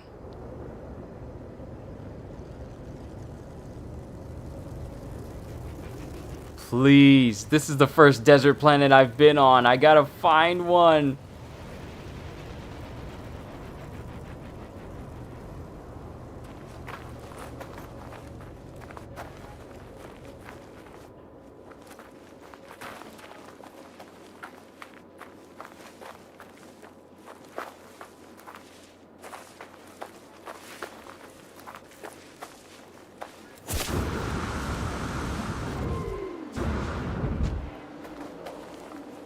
And there's ruins buried underneath the dirt here. So you gotta use a geology cannon in order to... Okay, we got creatures here.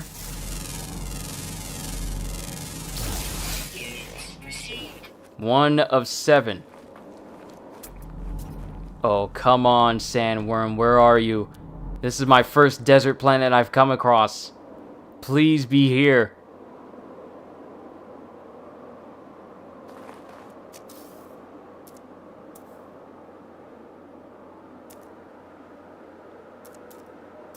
Portable exocraft. Let's get ourselves a vehicle in here.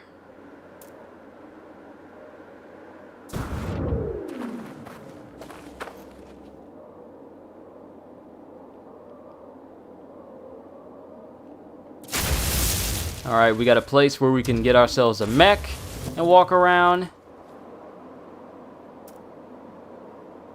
Exocraft, summoning station, pilgrim, underwater. Okay, that's stuff for underwater.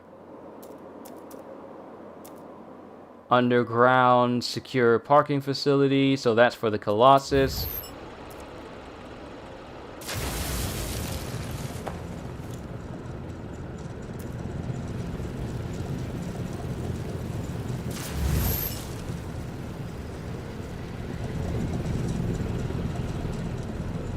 Okay, those are just ships passing by.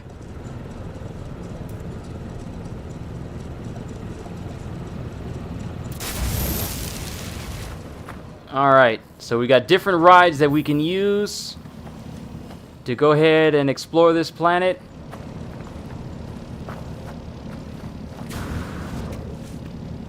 Let's go ahead and get into the Pilgrim.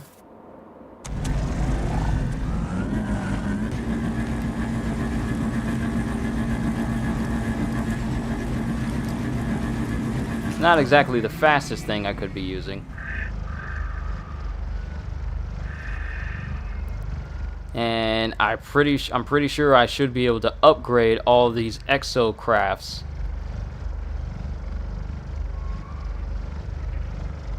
Oh, come on. Don't put me on a desert planet and it doesn't even have a sandworm on it.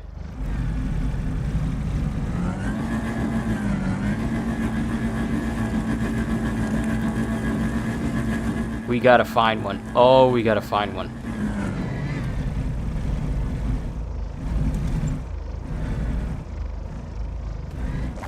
Alright, this exocraft isn't fast enough. Let's use this one. This one has a lot more speed on it.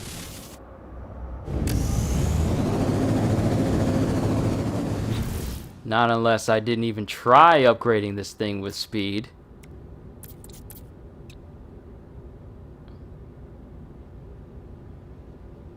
Welcome back, Diamond Samurai. We made it to a desert planet. Now I'm on the search for trying to find a sandworm on this desert planet. And if we don't end up finding one, then I'll probably just have to dedicate it to... finding one to another stream at another point in time.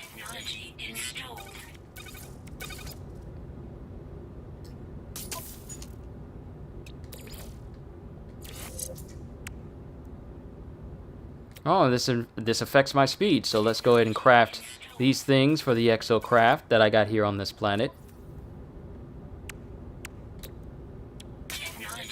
Craft you do do do do do do do do do. All right, I should be a little bit faster now.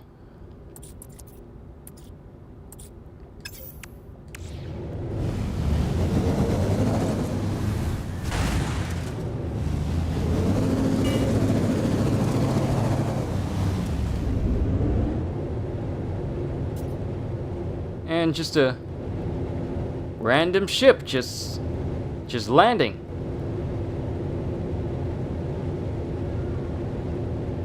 Come on, where are you, sandworm? I need to find you, I really do.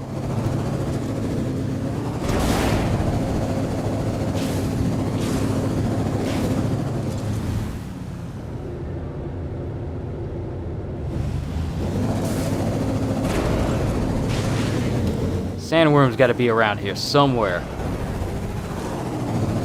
Maybe it has to be on specifically sandy planets, because this looks like it's...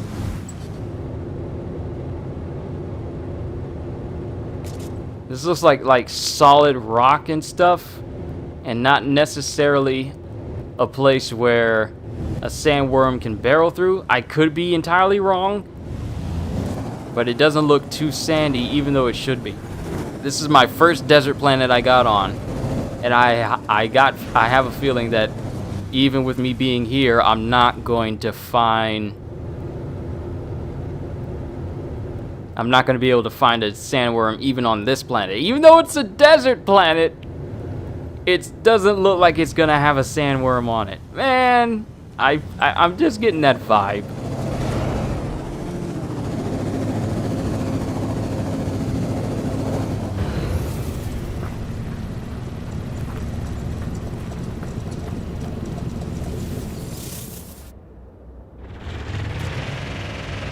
And none of these are particularly fast, even though they should be.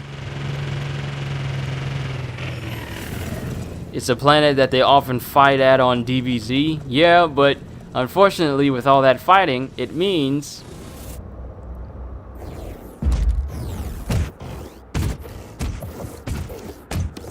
See if there are portal coordinates.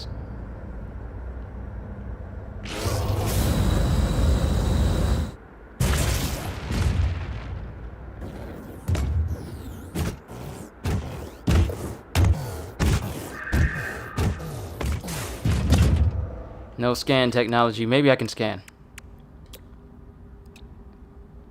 Radar array. Maybe there's a way we can scan for things out here. Or you know what? I can just scan for stuff. Exocraft signal booster, scan for resources, secure facilities, distress signal.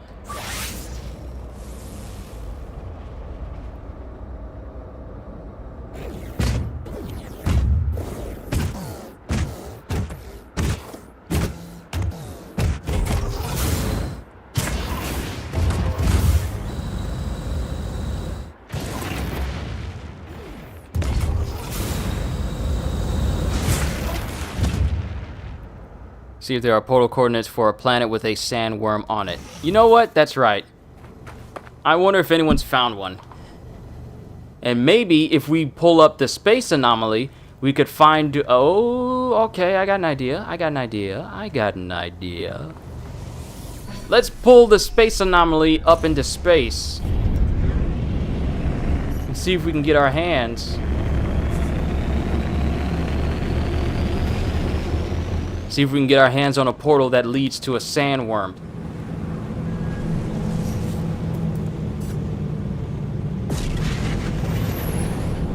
Because this gives us access to a free portal right here. So maybe there's coordinates for it right here. Alright, let's see if Nada and Pogo have what we desire.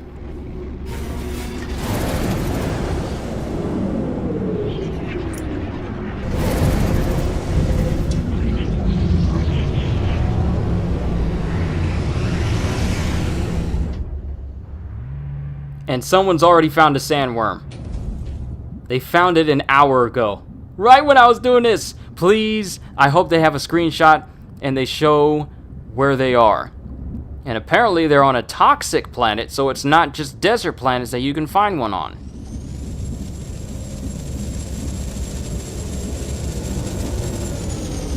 Hold on, I'm looking at the video.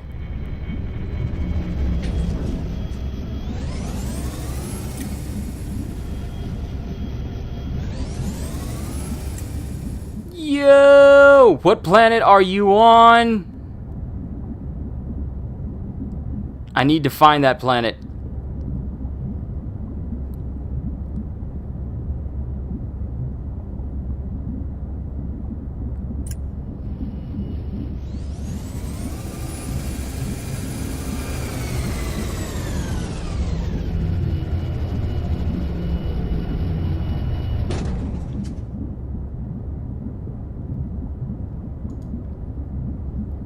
I need you to show me the coordinates for this place.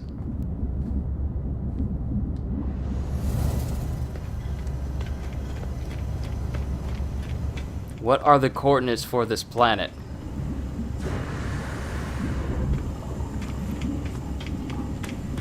The sandworm is huge.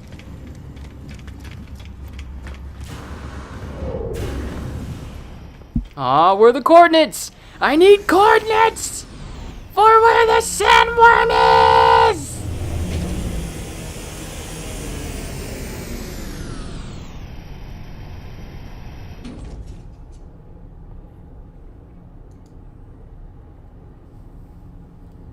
I need coordinates. Or maybe a base that's near one for a planet with... Okay, so I'm here on the Nexus.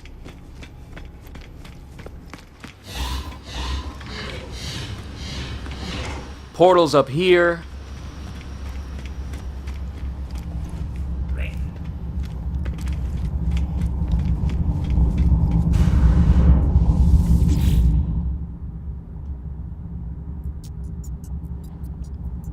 Desert Serpent, these are places that people have created, but I need to find...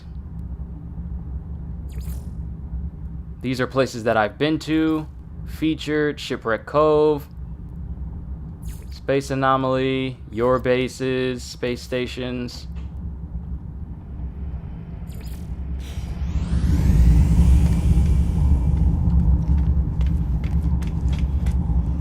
Doesn't give me the option to create a portal to get to.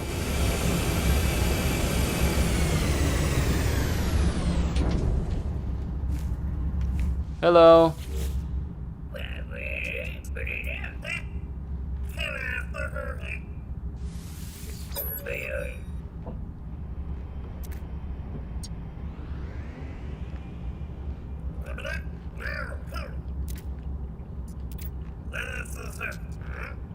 Nod with respect.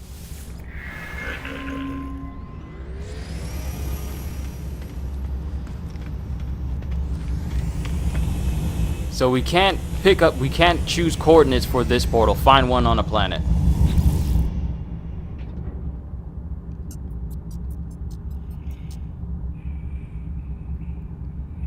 Strangers coordinates, previous system.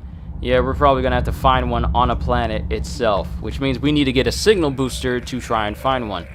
Alright, back to a planet we go. It is 3:34, past the time I said I would probably stop.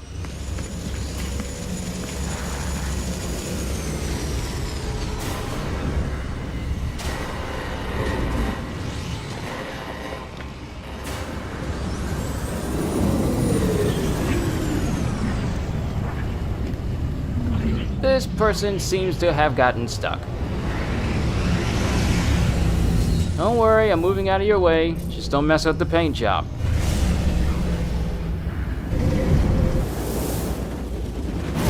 So I guess it doesn't matter what planet it's on.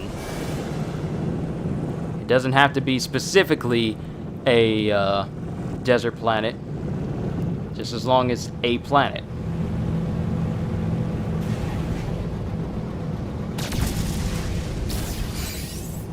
So that's a toxic planet right there. So maybe we'll find one there. If we don't, and I don't see anything happen, and I don't see it pop up anywhere, then oh well, we'll just have to do it another time.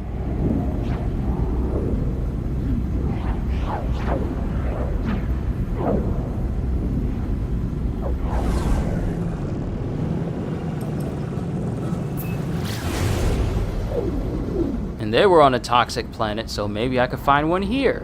Not that it's a guarantee, but it doesn't hurt to try.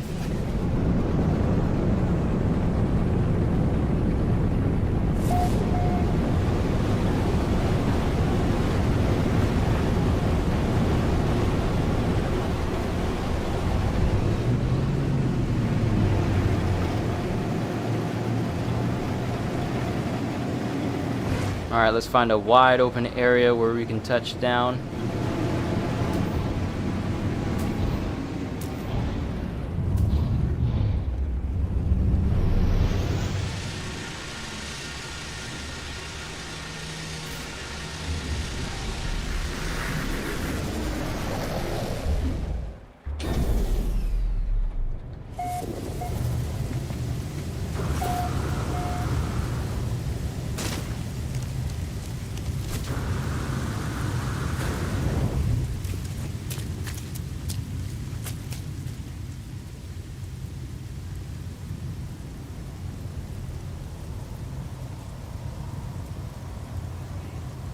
Not seeing anything quite yet.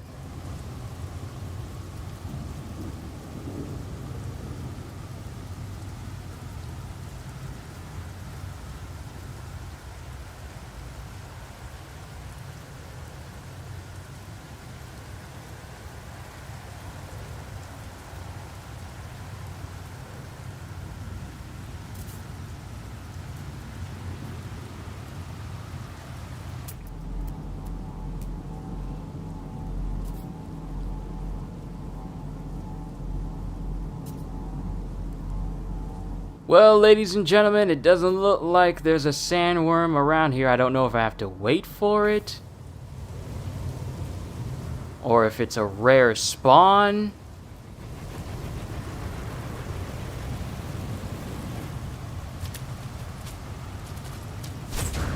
And this person just wants to land right in front of me.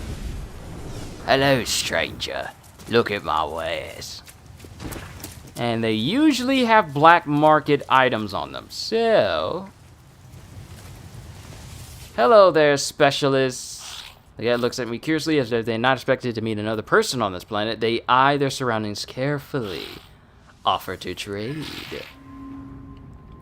Black market items! Suspicious mining beam module. Suspicious hazard protection. Suspicious movement module. Suspicious shield module. Suspicious starship shield module. And suspicious pulse engine. I'll take that. I'll take that.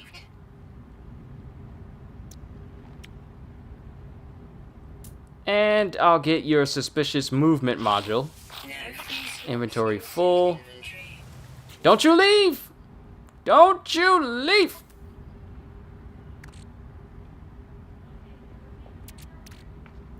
We don't need glass. We don't need Gravitino. We don't need navigation. Where'd you go? Don't you leave! Don't you leave!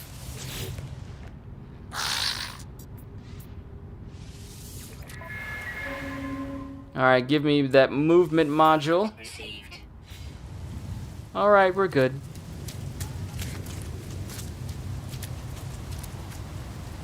Well, we may not find a sandworm or a planet worm. We might as well just call them sandworms because they are not restricted to sand planets, it seems.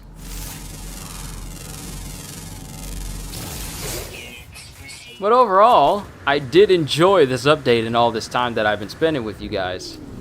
Alas, it looks like we will be denied our sandworm, our planet worm moments. Oh well.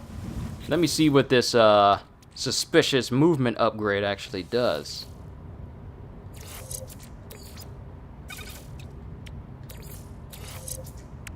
Smuggled plasma dynamo. So jetpack tanks,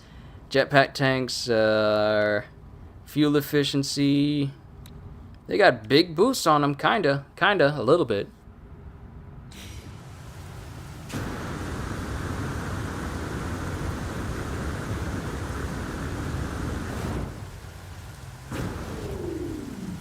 Still cool nonetheless. Probably still keep my eyes out for any S-ranked gear and whatnot. But yeah, maybe maybe another time we'll actually find a planet worm just around. Oh, another shooting star. Make a wish. Oh, another one. Make a wish. Well, that's fine. Still, phenomenal update for this game, and for them to say that this is just the beginning, this is just the start of something new, I am incredibly hopeful for the direction that Hello Games is taking No Man's Sky. And I'm glad to have spent all these hours with you all. I hope you guys enjoyed. Can't wait to see you all in my next video. And if you're new here on the channel and you enjoyed everything I've done up to this point, then maybe consider subscribing because I am always looking forward to entertaining you. So with that being said, have a fantastic day. And once again, as always, later peoples!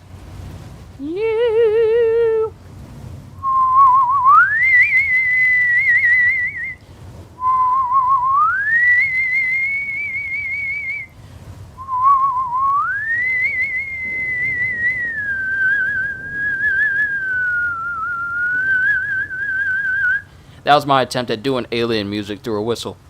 It needs work. It needs work.